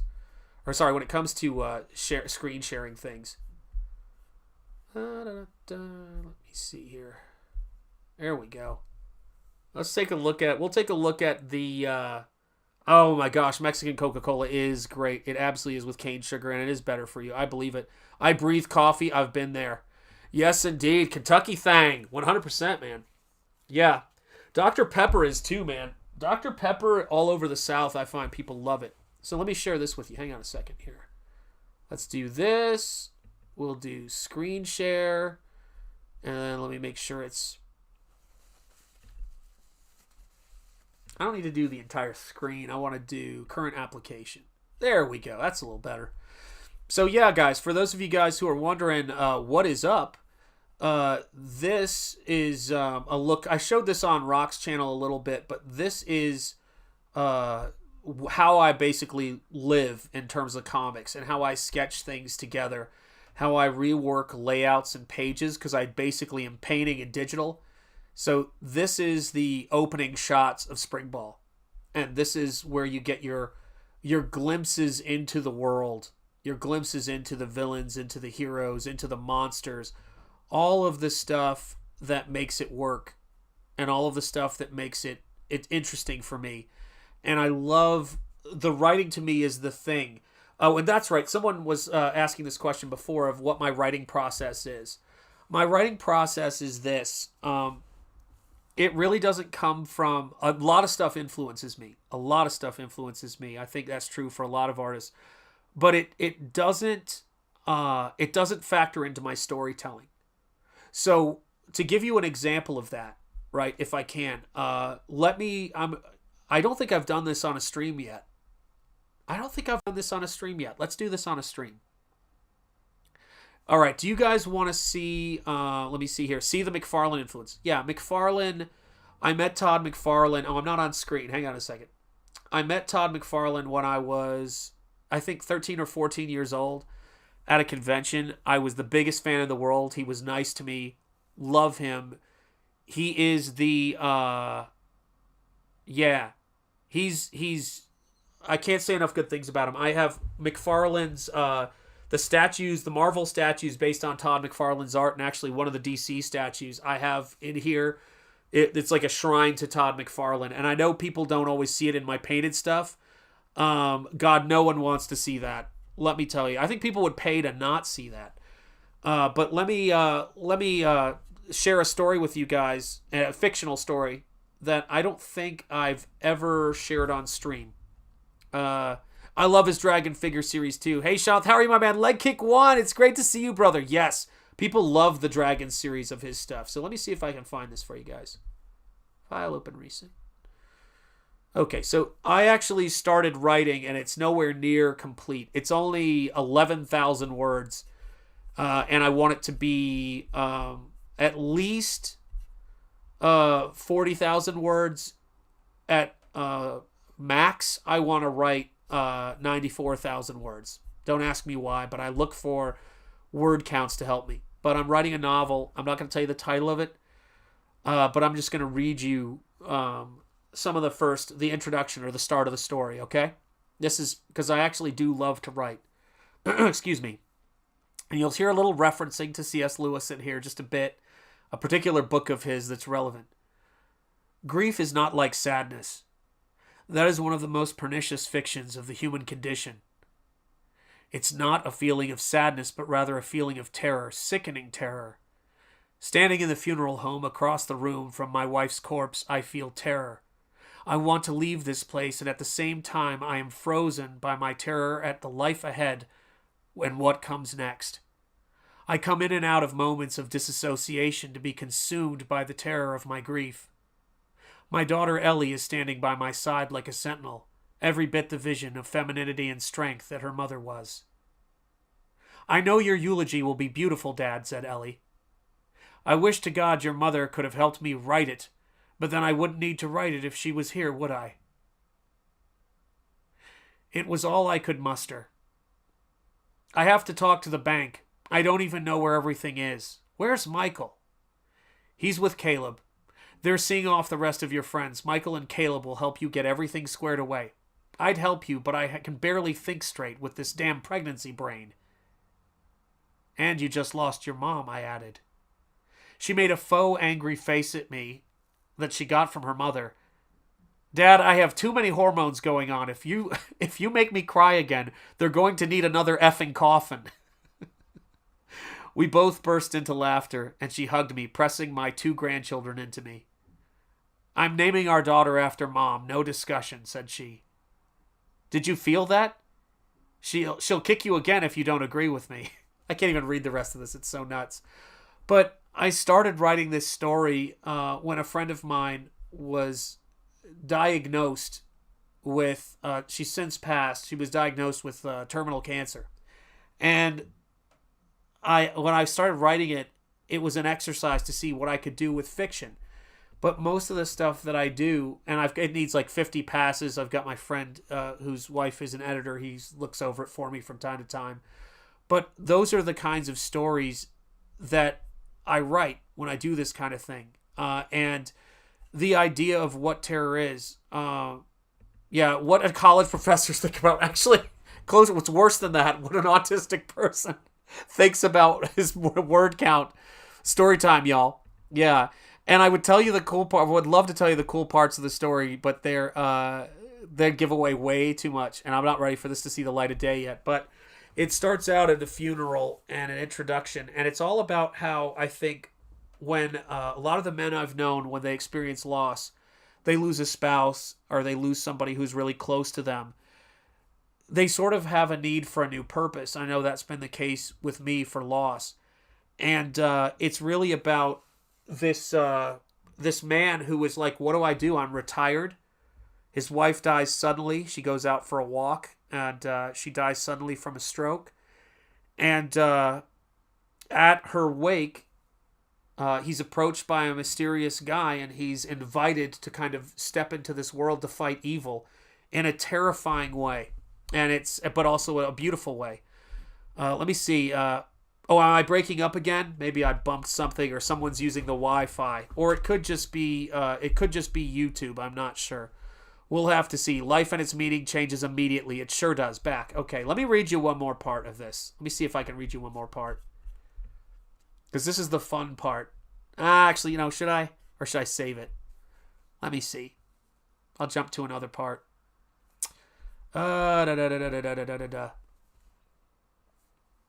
My God. I'm like reading this and laughing. This is from chapter 2, 10 minutes. The proprietor of the funeral home had a peculiar grace to him that was both regal and haunting. He was wearing an odd Inverness cape-like coat with a high, wide collar, with 2 thin white stripes around the perimeter. If he's clergy from another dimension, I thought. In my life as a professor, I've met all kinds, and I've waded into all manner of interactions. Towards the end of my career, it often felt like I was working as an unqualified professional in a sanitarium, rather than speaking. I quietly approached and stood beside him in front of the open casket. My heart felt as if it was momentarily touched by a hot coal, and my throat stabbed with as if my throat was stabbed with an icicle. I can't read for shit right now. My eyes welled up with tears. And then I swallowed them down. She was so beautiful. I could see moments from our life together projected over her cold face. In part to look away from her, I glanced at the strange man standing to my right. Although he did not turn his head to look at me, this seemed to compel him to speak. Now I'm going to skip ahead. I don't want you to know this part. He said, oh, no, actually, I'll just read it. It will make sense. Some men would offer their souls for 10 minutes to say what needs to be said. It's always the ones who lose their spouses to heart attack, stroke, or automobile accident. I did meet this man who lost his wife to Alzheimer's, who wanted one more chance to speak to his wife with a lucid mind so that he could ask her to forgive him for his frustration and the anger he felt in those final years, said he. I can understand that. Alice went out for a walk. She had a massive stroke in front of our neighbor's house. I would have kissed her goodbye if I knew that was going to be the last time I would see her. To be honest, I wouldn't have let her go. But that wouldn't have changed anything, would it? No, he said. She's with God now. She's home, I said. I'm Stuart West, PhD. You guys are going to love that one. Alice was my wife of 32 years. I know, Dr. West. I'm pleased to make your acquaintance. Allow me to introduce myself. My name is... I can't give that away. Do you know something, Dr. West? I would gladly volunteer a piece of my life for you to have 10 minutes with Alice. You're very kind, Mr. Wells, said he. As I said, I would volunteer as much, but I can only do as... He commands. He said it with an earnestness that almost seemed to allow credence to ripple through the absurdity of his words. So I humored him as one humors the insane. His eyes glazed, and I was disquieted by the belief that he believed what he was saying with the deepest sincerity. "Sir," said I, hoping my indulging him in his beliefs might allow for a more peaceful resolution to the encounter, "I believe you, truly I do, but I could never accept such an offer." Then he said, "It's neither your choice nor mine when he commands it to make the dead, when he commands me to make the dead speak." With that, he reached down and removed a black driving glove, revealing a stark, white, and shriveled corpse-like hand, save for a single, healthy, dark finger, matching the dark complexion of his face. Suddenly, he stretched out his arm to touch Alice's still face. My Alice. I lunged, took hold of his arm, and angrily commanded him with a single word, "Don't." But his ghoulish hand had reached her, and as the dark finger touched her lips, it shriveled grotesquely and whitened. My horror at the sight was soon eclipsed by the realization that the body of my Alice suddenly sat up and softly spoke, "Stu?" There you go. That's a little preview of the story. So there you go. So what makes me want to write things? Wow. Well, a lot of it is, man, my eyes are killing me from the eye strain. A lot of what makes me want to write is, a lot of what makes me want to write are things I see, people I meet, and, you know, the human stories you see. I spent a lot of time when I was growing up, where I was sitting at nurses' stations, when I would go to work with my dad, and I saw a lot of people. You learn a lot from sitting at a nurses' stations. Nurses see a lot, and Tammy knows that's true. But I remember very clearly. It's got a lot of work, but thank you, Colonel Zaid. I appreciate it. I appreciate that. But I spent a lot of time there, and I've watched a lot of people, you know, in tough spots, in the worst spots, at the end of their life. I've seen a lot of people pass, and I wanted to write a story that, yeah, exactly. How you experience it is so true. I wanted to write a story that kind of, and I'd never written a novel before ever, just to be really clear. So I'm still, everything's choppy because I move things around. I'm still like, I'm rewriting and writing and rewriting and writing. But the whole idea was, I've met a lot of people in my life who say the adventures are over. You know, there's not going to be any more, any new adventures. And I always think, if you're not dead, there's more adventure to be had, whether we like it or not. And I like the idea of the adventures that when you're too tired, you just don't want to fight anymore. And then when you find yourself having to do it. What's up, Cursed Heart Creations? Just so you know, Cursed Heart Creations, I have not mailed your painting yet, as I'm sure you're aware. I'm going to be mailing it soon. I had to rework it. It was driving me absolutely crazy, that painting. And I was very frustrated with how it came out. So I reworked it. I'm not going to show it to you. You're going to get to see it when it comes to you. But I reworked it completely over the last 2 days, so it would be ready for you to see it. It's great to see you in the chat. But yeah, I mean, it's when I started writing that story, and I got to that sequence, it was fun because I'm thinking about it from a standpoint of my favorite writers and just how much you can do in a short period of time. And I'm fortunate that what I do when I need to work on I do when I need to work on the writing of something is I now drag it into text to speech and I'll play it so I can hear it. And then I go, okay, that doesn't read. That's not natural. I haven't put in all the he said, she said, or they said, stuff in order. I'm just trying to get the stuff down. And but it's a really crazy story. And it's got filled with all these little character moments that I love. And it's a different challenge than Nosfero, which is a different challenge than Springball. Oh, excuse me. God, I hate my allergies sometimes, particularly when the weather changes. So yeah, when I'm looking at Springball, let me see if that didn't work. Where is it? Screen share. Oh, okay. 'Cause I see I'm on the wrong one. Let me see if this one has it. Nope. Does this one have it? Nope. Where is it? It says it's. Oh, there it is. Oh, I just don't have anything on. That's why. We were looking at the words probably. Screen share, and let me go. Where is it? All right, I'll see if this works. Let's see if this works. There you go. Now we can see it.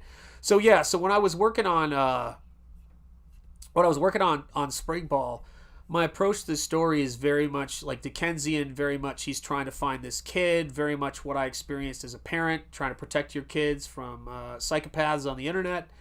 And then it's also got it's this superhero story, and it's the story of this world and introducing the city. But it all comes down to what the story comes down to, and what the end of the story reveals is what the meaning of terminal monstrosity is. Because it's not about monsters. In a way it is. In a way it isn't. But terminal monstrosity has a meaning, and I wasn't going to do Springball till I had a story to tell. And the story I have to tell is about the terminal monstrosity. And that's what makes it fun for me, and that's what makes what I'm doing fun. And, I'm just going to keep at it until the wheels fall off, as they say. So, yeah. So there's your look at Springball. There's your look at all the exercises I do outside. Remember, Tolkien wrote the way he did to set up anxiety of what happens next exactly to Frodo and Sam, or Sauron had the ring at the end, the two towers pacing something. Yes, absolutely, yeah. And it's just, I'm glad, yeah. I got to make it nice for you. It was driving me nuts, man. I looked at that painting and I was just like, oh my God, man. Some days I'm just not, like some subjects and some things I just don't know. I can't find my way into them, and I need more time. But it's always, it's always like that with writing. It's always like that with storytelling. And it was like that with Nosfero. My favorite moments in Nosfero, which I can't show all of them, but were, when you find out, let me see where it is here. Let me move the camera way up. Let's do this. There we go. Some of my favorite moments in Nosfero were when you get to see how Nosfero got his powers, when you get to see how Greylock got his name, which is, I can't show the next spread. Thank you, Comic Books in Cahoots. I appreciate it, my friend. It's great to see you, man. The fate of ourselves is to become the monster, to control the monster. You're close. You're close. Yeah, I like that, though. Yeah, I like where you guys... See, this is why it's fun to create artwork and fiction for you guys. Comicsgate, it must be said... Whoops, I was just saying I wasn't going to try to show that page. Comicsgate, it must be said, has a really cool audience who go deep into this stuff.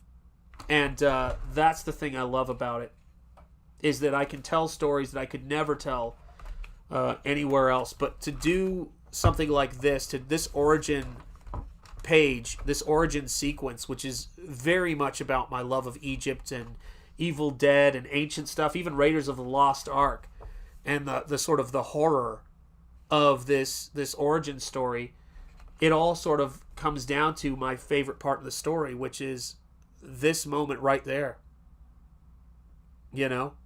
And that's the moment when it came to me as a sketch. I thought, my God, I need to have those moments in with all the other stuff. If I don't, then it's not worth writing. It's not worth illustrating. I can't do it any other way. You know what I mean? The uniqueness of Springball caught my attention 20 years or so. I know, isn't that crazy to think about how long it's been? Character quite like him. I can only assume it's hard to come up with something new and in the superhero world. It is, man. Thank you so much, Shadowhawk Talks. I really do. I do appreciate that, my brother. Really appreciate that.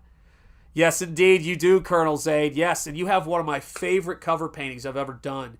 Was for your book, And we're we're making magic. We're making really cool stuff here, and it's because of you guys backing this book. If you haven't backed Springball yet, guys, make sure you do. The link is in the description. And also remember this, if you have backed Springball, I put everything into everything I do. Whether it's the books or it's the head sketches that people back at the head sketch tier. These things are going to be paintings. The ink sketches in the books are going to be drawn with great care and made beautiful, because I want every piece of artwork I do to be the best thing I can do with the time I have. However many paintings I have, I want to do them and make them great for people. And Tiny Effort, my man, is saying, yes, indeed, it is hard. You're absolutely right. Oh, my gosh, love the name. Thulu-sama, love to see it. I heard somewhere the key to indie comics is putting out 100 books a year. Yeah, you're right. Oh, my God. Just saw your profile pic. Respect. Respect. I have very fond movies of that movie when I was a kid, man. Very fond memories of that movie. What an incredible set and just so many cool visuals. I know it didn't land with everybody, but the fact that they've kept that set still standing all these years, I have so many memories of it. And what a beautiful comic book city brought to life, and the sets were incredible. Major respect for that. Your name and your profile pic. Well done. That's all I can say. Yeah, out of 100 books, isn't that so insane, right? People have talked about that a lot, and my answer is, if people want to know what my hero is, what's up, Bretsky the Great? How are you doing? Man, I feel like I'm getting to see so many people I haven't seen in a bit. It's great to see you on this fine Sunday. Here's my... Oh my god, I'm going to cause a book avalanche. It's happening. It's absolutely happening. Oh my god, that was a lot. This is it for me right here. How many pages of Rocketeer did we get? And I am not comparing myself to Dave Stevens. I've got his picture up there. I have a note that he signed to me. Good luck, Sean. That is very dear to me. Dave Stevens is the man. I thought I hung that up, man. I think it's around here somewhere. But Dave Stevens, right? God bless you. Thank you. God bless you, man. I appreciate it. And this right here, I have 50 copies of this book, and I have 3 copies of the artist edition and 1 copy of the artisan edition of Dave Stevens' The Rocketeer. And when I look at this stuff, and I look at this book, it's more than a comic book. This book, it's taken you somewhere. Like, that is so great. Every time I see this panel, I smile. Every single time I see this panel, I smile. I actually have gone up to Springfield, Mass, and looked at the GBZ, or the GBs they have there, because the GB was created in Springfield, Massachusetts. I have GBZ models all over this house.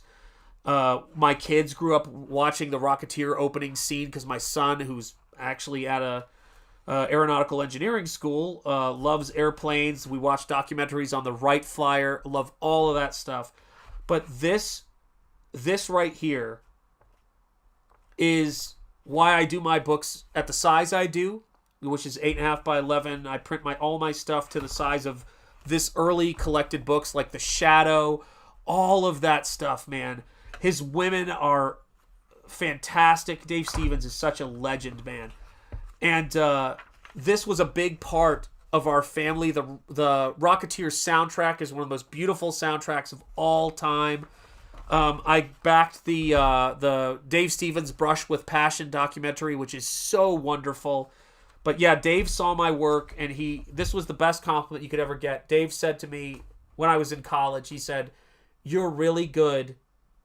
I don't know why Dark Horse hasn't hired you." And even though they didn't care, because they were annoyed with Dave at that point in his career, he said, "You should go back there and tell Bob Trek to open his eyes and take another look at your work."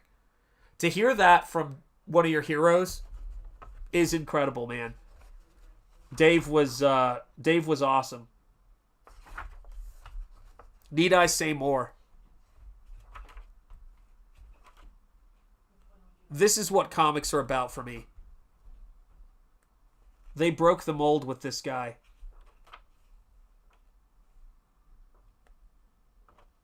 Just incredible. I love how in the reproduction of this book, there are errors like the color notes, where it says red right there backwards. So great. But I don't know how many pages this book actually is in terms of the story pages, and it came out slowly over time for anybody who doesn't remember and wasn't there. But the Rocketeer is bigger than almost any character in comics, and Dave Stevens put out 2 collections over a very slow period of time, but there's love in this stuff, and it is famous. Oh yeah, Rocketeer is still in print. You can still get a hold of it. It's been recolored by the colorist. He wanted to do the colors on it. But Dave Stevens is 100% a hero of mine, and if anyone's wondering what was one of the biggest influences on Springball, the biggest influence on Springball, on Nosfero, was doing an old style pulp character with that particular mentality of doing it like a pulp story. And Dave Stevens was a huge... I know it's hard to see that stuff. Like, a lot of people go, are you influenced by Frazetta? And of course, I got influenced by Frazetta later in life, but I wasn't a painter for most of my life. So seeing this... you know, when you see this stuff, it's painted because that's just how I do pulp stuff. But this is how my approach was to take... Like, he took a classic pulp character. I took my classic pulp character, and I made Nosfero out of it. I have got to... Oh, thank God that was cropped on camera. But, gotta stop flipping past that page. But that was the reason why I did Nosfero. It's Hammer horror meets... gosh, what are all the things it meets? It's Hammer horror meets pulp, basically. Pulp heroes like the Phantom, like, like Solomon Kane is an aspect of it. But really, things like the Rocketeer are the reason why Nosfero exists. You know, Dave Stevens is a god. He's amazing. I have that poster he painted. Yes, his stuff, you can still get it. Backers are 100% worth it. And you know this too. Yeah, Dave did a Jungle Girl cover in early CG, in the early CG days, 2018-19. Still one of my favorite backed books. Yes, they released a Dave Stevens Jungle Girl cover. He was incredible, man. He did some incredible stuff. When he passed away in 2008, I remember where I was. I was in Florida, and I was just hit me like a ton of bricks, man. Thank you, Colonel Zaid. Yeah, like, it's not just about, I don't know if I can find it, but for me, it's not just about my fans.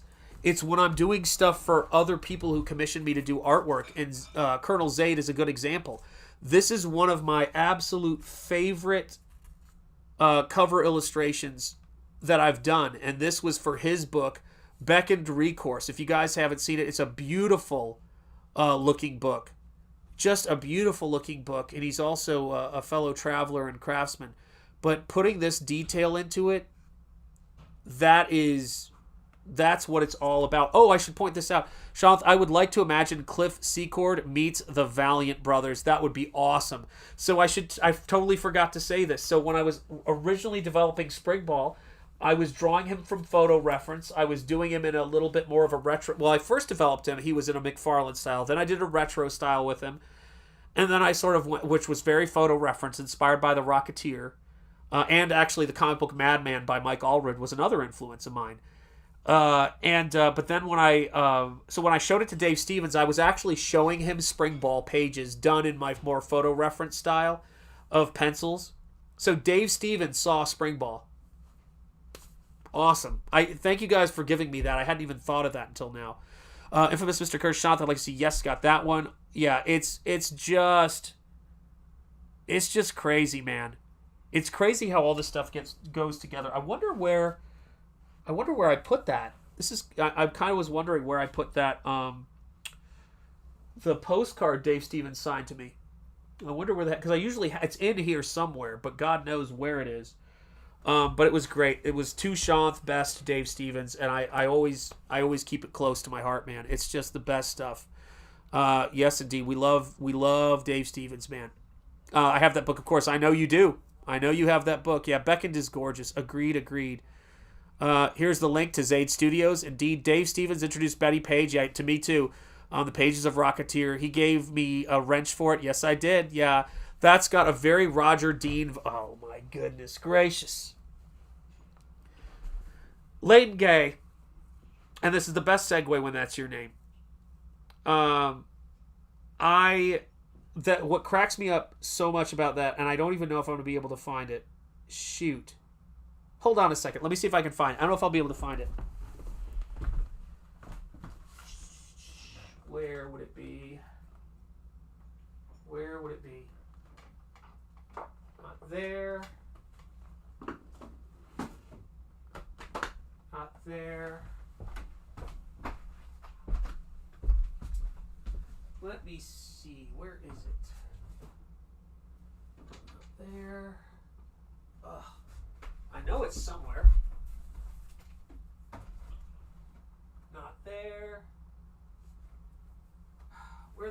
I put it? Not there.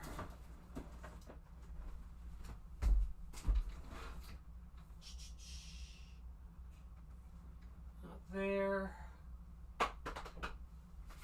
Where the heck did I put that? Dang it.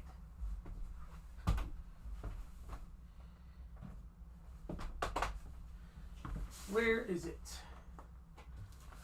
You'd think I'd be able to... Oh, there it is. Woo! You think I would be able to spot it from the color of the spine. Leighton, my friend, you know how you, in this space, you meet people and you go, this is why I'm here. I remember why I'm here. Here you go. So my brother from another mother, you guys know him. He did color work on The Shadow. Has done Conan covers. He did illustrations for Weird Tales magazine. Just a great, great guy. When he first started seeing my stuff, doing this kind of crazy stuff I was doing, he goes, "You've got to check out Roger Dean."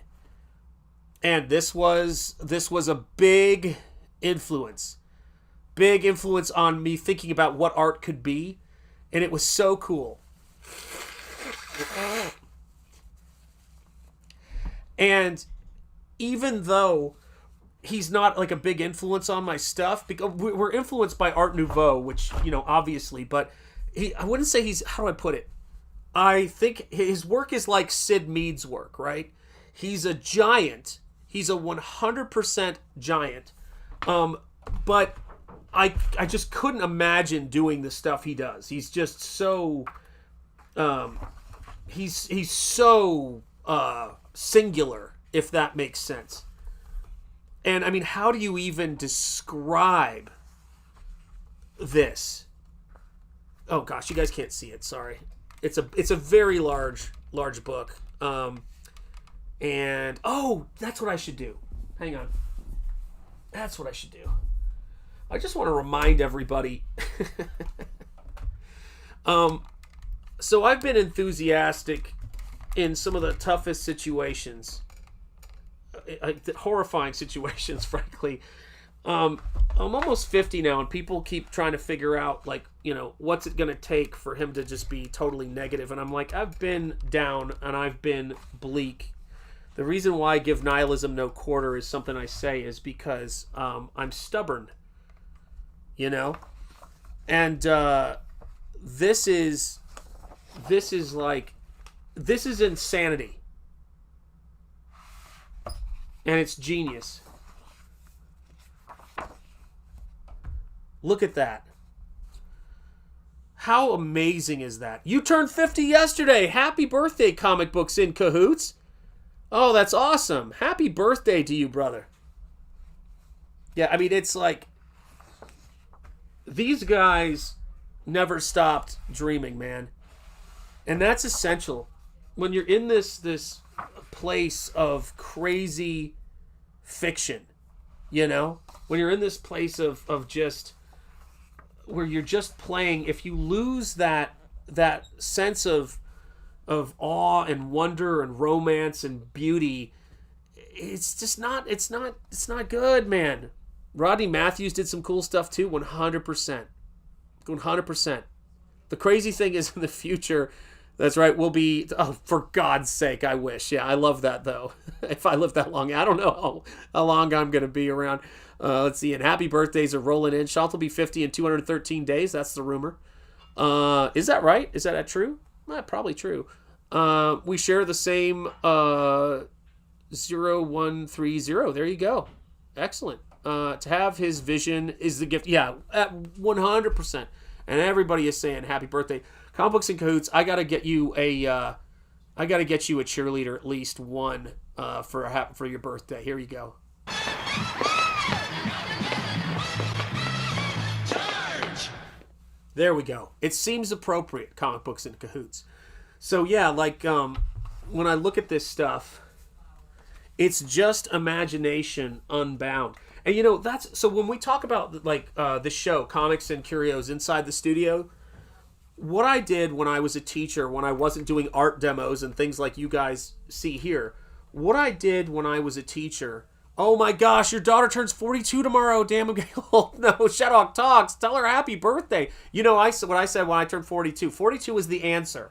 So all will be revealed, according to Hitchhiker's Guide, on your 42nd year. But it's the thing for me when I, excuse me, is I want to be able to run around in the studio on Sundays with you guys and grab books when subjects come up. I never know where this show is going. I don't know what we're going to talk about, but maybe somebody hasn't ever seen Roger Dean's work before, and because you guys bring it up and we show this book, they're going to say, hey, I got to go check that stuff out. You know? Not saying it's an Avatar influence, but he did sue to make that claim. Yeah, you see a lot of, but I mean, look at the crazy texture. It kind of reminds me of God, my brain is just gone. I know his name. The Den artist. Why am I blanking on his name? I probably have a copy of Den right here somewhere. This is embarrassing. Richard Corbin. Richard Corbin's stuff is just got that crazy texture that people were experimenting with. I haven't seen his work before because of his show. My Amazon list has grown quite a bit. I know. I'm sorry, guys. What's up, Mikey Getz? How you doing? Pink Floyd has some awesome art. 100%. That's great, Tammy. Tell him happy birthday. I love it. Yeah, it's joy, man. That's what we get to do here. It reminds me of, yes, Michael Whalen, who actually, my studio mate, I believe, knows him and has worked with him back in the day. Not obviously. But Michael Whalen left an incredible legacy with his work. And Michael Whalen was one of the biggest influences on my brother's artwork. The guy who colored Shadow, he did stuff for Weird Fiction. And so, Michael Whalen is yet another giant.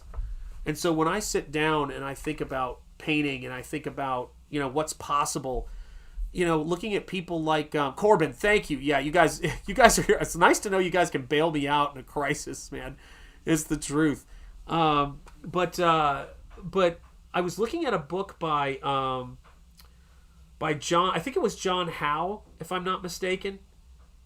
I think it was John Howe, who did a book of illustrations called Cathedral. And it was so beautiful. You guys probably know his stuff from the Lord of the Rings art and Lord of the Rings movies, but what an amazing artist, too. He's just great. Alan Lee, of course, as well. But, I mean, look at this. Ink, paint, the sketches, it's all in here. And it's all just nuts. Just incredibly cool artwork. And so my books are something that I always say, like, why I want to make books that are beautiful for you guys is because when you have this stuff, when you surround yourself with beautiful books and art and you have interesting conversations, they actually excite you instead of fill you with dread, for the next day. And I think that's just something I really like doing because I think, I don't know, I mean this stuff. I mean, if this doesn't make you question whether Avatar was influenced by him, I saw that and I went, come on, man. That Asia album cover is a little bit something. But yeah, I mean, I've got a book of Sid Mead stuff I was just looking at the other day, and Sid Mead's another one of those giants, just a brilliant artist. Just incredible stuff. Well, I've done snakes, and I vow never to do it again. Is there anything you haven't done yet, like Shane and snakes? That's a really good question, actually. Is there? Between concept art and...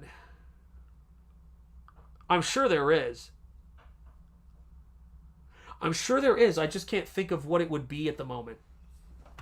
But I'm sure there is. There has to be something that I haven't tried yet, because I've for all sorts of different projects. I've done abstract expressionism.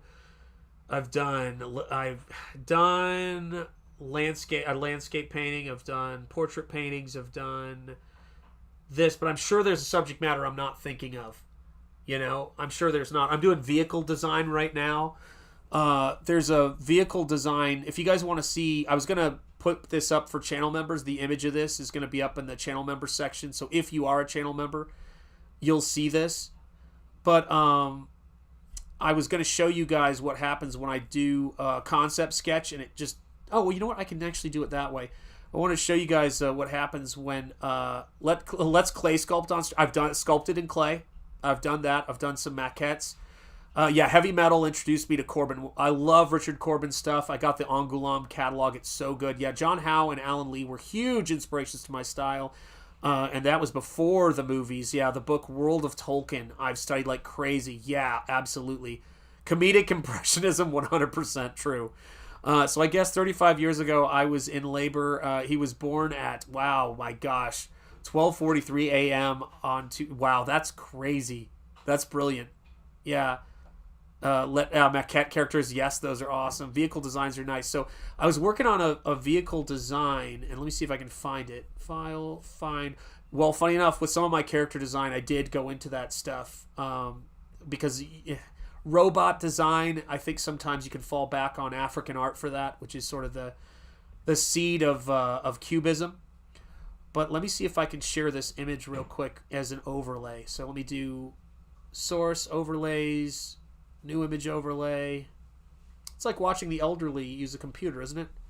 But this is how I break down... Oh, there we go. This is how I break down form gestalts for vehicles when I'm designing them. And so I was trying to come up... And this idea didn't work, in my opinion. I don't think it works. But I wanted to share with you guys, just even for something that doesn't work, and as an idea that I'm not going to... that just doesn't... It's a dead end for me. This is the process of me trying to figure out like what is going to be the general form and digression of something I'm trying to design. And this was one of those designs where I was just kind of trying to figure it out and see where it goes. And I don't think it came together or made sense in the end. Like for what it needed to be, which is it needed to be more fun, and this was just a little too industrial, a little too deco, and a little just too cold for what I was shooting for.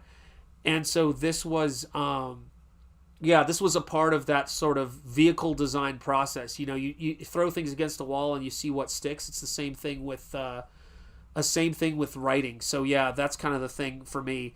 Yes. Oh yeah, Dave Rowe. Yeah.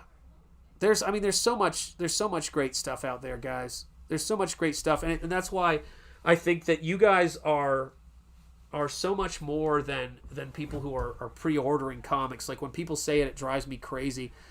I'm like these guys are backers. These guys are investing in art and comics and making them possible. It's so much bigger than people can understand, and I think once you've been in Comicsgate for a long time, and backing books and making books, and in particular, I think people who come into the space new, people can take that for granted and sort of think of things as a pre-order, but it's bigger than that. It's you guys. These things wouldn't exist without you guys. None of us would set up pre-orders if we didn't know there was interest in the book, or particularly people like me who are. I mean, when you work in concept art, it's rare you get a huge fan base, let alone as a teacher. And yes, they are the reason we do art, 100%. Yeah. And so Nosfero exists because of Comicsgate. It exists because of you guys. It exists because of the backers. And it's the same thing with Springball. As the saying actually goes, the full saying, the customer is always right in matters of taste. So when the customer looks at, and when the backers see Springball, they're like, hey, what is that Springball thing you're doing? Or that you did back then? You should do that as a book. And I'm like, are you guys serious? And they're like, yeah. And then John Malin and my brother Rocky first introduces it. And then John Malin and Dan Lawless see it. And they're like, you should do something with that. And I just go, okay, that's getting to be enough people and enough voices saying I should do something with it. And John put his money where his mouth was. He's been very supportive of Springball. He did the launch. He did the closeout. Shane Davis, of course, did the 30-day closeout on Springball and promoting it. And that's the thing that I love that cough. Yeah, I know. It's that's how this stuff gets here, and then you've got people. I almost like said his name. Then you get a certain person in the chat by the name of Tiny Effort, because I actually do know your name because you go way back, and I have photographic memory. I remember I had to spell it out to, to kind of say it in code. Yeah, I backed it too. I backed it a few times. I wish it had done better, but sometimes it takes a while to get the momentum going here, and it's for me. This exists because I remember when I did the Second Chance campaign. I just dropped my son off at college. Did the original? Oh, do you mean the original issue 2? I think there's still some copies in the really big tier that I have there, but I don't know. But I don't think it's very hard to find Springball on eBay now. I don't have any copies of it, to be honest. So all I have are the copies I put up for you guys, and it's the same thing with my second art book, Rigor Mortrex. This book, there are no more copies outside of the dinged copies that I keep for myself. It's officially gone, so there's no more copies of the first printing of this book. It went with the Nosfero Second Chance campaign. It left the building. There's still copies of the first book, Autonomous Treks, so there's still copies of this book, which some of you guys know, and then there's still some copies left of the first printing of Nosfero, which won't be available again for a while. But yeah, I have my 2 copies of Nosfero. Amen, and welcome, Apex Comics. It's great to see you, man. Yeah, Bosch is a badass. I like him. Yeah, he does some of the best Springball art. If I have it here. Do I have it here? I was sure I had it here. Here it is. Much love to Bosch. When I did the trailer for Bosch for Pigman, which I just said, hey man, send me some images. I got an idea for a trailer for you. So when I did a trailer for Bosch said, I want to do something to say thank you, because I said I don't need anything for it. I like what you're doing. And let's go. Let's do something. And then he just sent me a Springball drawing. Here you go. He's like, he did this drawing, and he goes, I want to ink it, and I want to send it to you. And then when he did a group shot of Comicsgate characters, he did another Dynamite Springball. He does such a great job. Yep, the art books, man, can't wait. Yep, you're getting those. Let me tell you, man, you're going to be getting those last copies, those of you guys who back that tier. That's right, Apex Comics has Fembat on Fund My Comic, and Apex, I think you have a wrench, feel free. Very manga-like of Bosch. Yeah, I liked it. I thought it was really cool. But I think Apex has a wrench, and if he has a wrench, feel free to post the link to your campaign, too. And thank you, Apex Comics, for backing. It is much appreciated, my friend. Much appreciated. Well, I hear we've got, I hate to do it because we've got 100 people watching right now, 81 likes. Thank you guys for hitting the likes. I do appreciate you guys so much. Yeah, I will always have my copies of Springball. There he is, Tiny Effort, the OG original Springball fan. We go back to 2002. My God, it's awesome. Deal with it, says So Curious. Yeah. Pull up. Let's talk it out like men. Like men. 100%. Yeah. I'm actually more of a, you want to hug it out? You want to hug it out? Let's hug it out. It's great to see all of you guys here. Thank you so much for being here. I'm going to go and grab some dinner because I hear my little Miss E and Miss E in the other room getting dinner ready. And I promised them I would be wrapped up. But guys, I hope you're all having a wonderful Sunday. If you're a channel member, your name is in the credits. If you're a new channel member, I promise you I will get your names in the credits for next show. From the heart of Lovecraft Country and the birthplace of American religious liberty, my name is Jonathan Jetty. You've been watching Jonathan Jetty Art. Speak easy, stay gold, keep the faith, and peace be with you guys. Give nihilism no quarter. Have a wonderful Sunday, guys. I am so glad to be able to spend this time with you. I think it's a real blessing, and to make art for you, with you, and just to share some time inside of the studio. So God bless you all. Thank you, Comicsgate, and thank you to everybody who has been so supportive of my work. I appreciate you guys. Take care, Corey Landis. Have a great Sunday. Absolutely. Oh, yes, let me show it to you real quick here. Mark wants to see his painting, The Creature, real quick. There you go, my friend. There it is. I got it for you. There you go. I'll be back. Tiny effort. I'm so glad to hear it, Rich. Peace out, Mikey Getz. I appreciate it. Later, Tammy. Much love. Liberty indeed. Made with liberty in the USA. Exactly right. EDF nihilism. You guys are killing me, man. Oh my God. Love the chat. Hail Shadowhawk Talks. Hail Leighton Gay. God, I'm losing my voice. Colonel Zaid indeed. No Quarter indeed. You guys are all very, very welcome. I appreciate you so much. You guys are awesome. I will see you guys soon. I will have a great dinner. God bless you guys. Take care, Past Master Dan, Infamous Mr. Cursed. Oh my gosh. And Colonel Zaid and Mr. Monkey Boy. God bless you all. And here are the credits. Thank you. Thank you. Bye.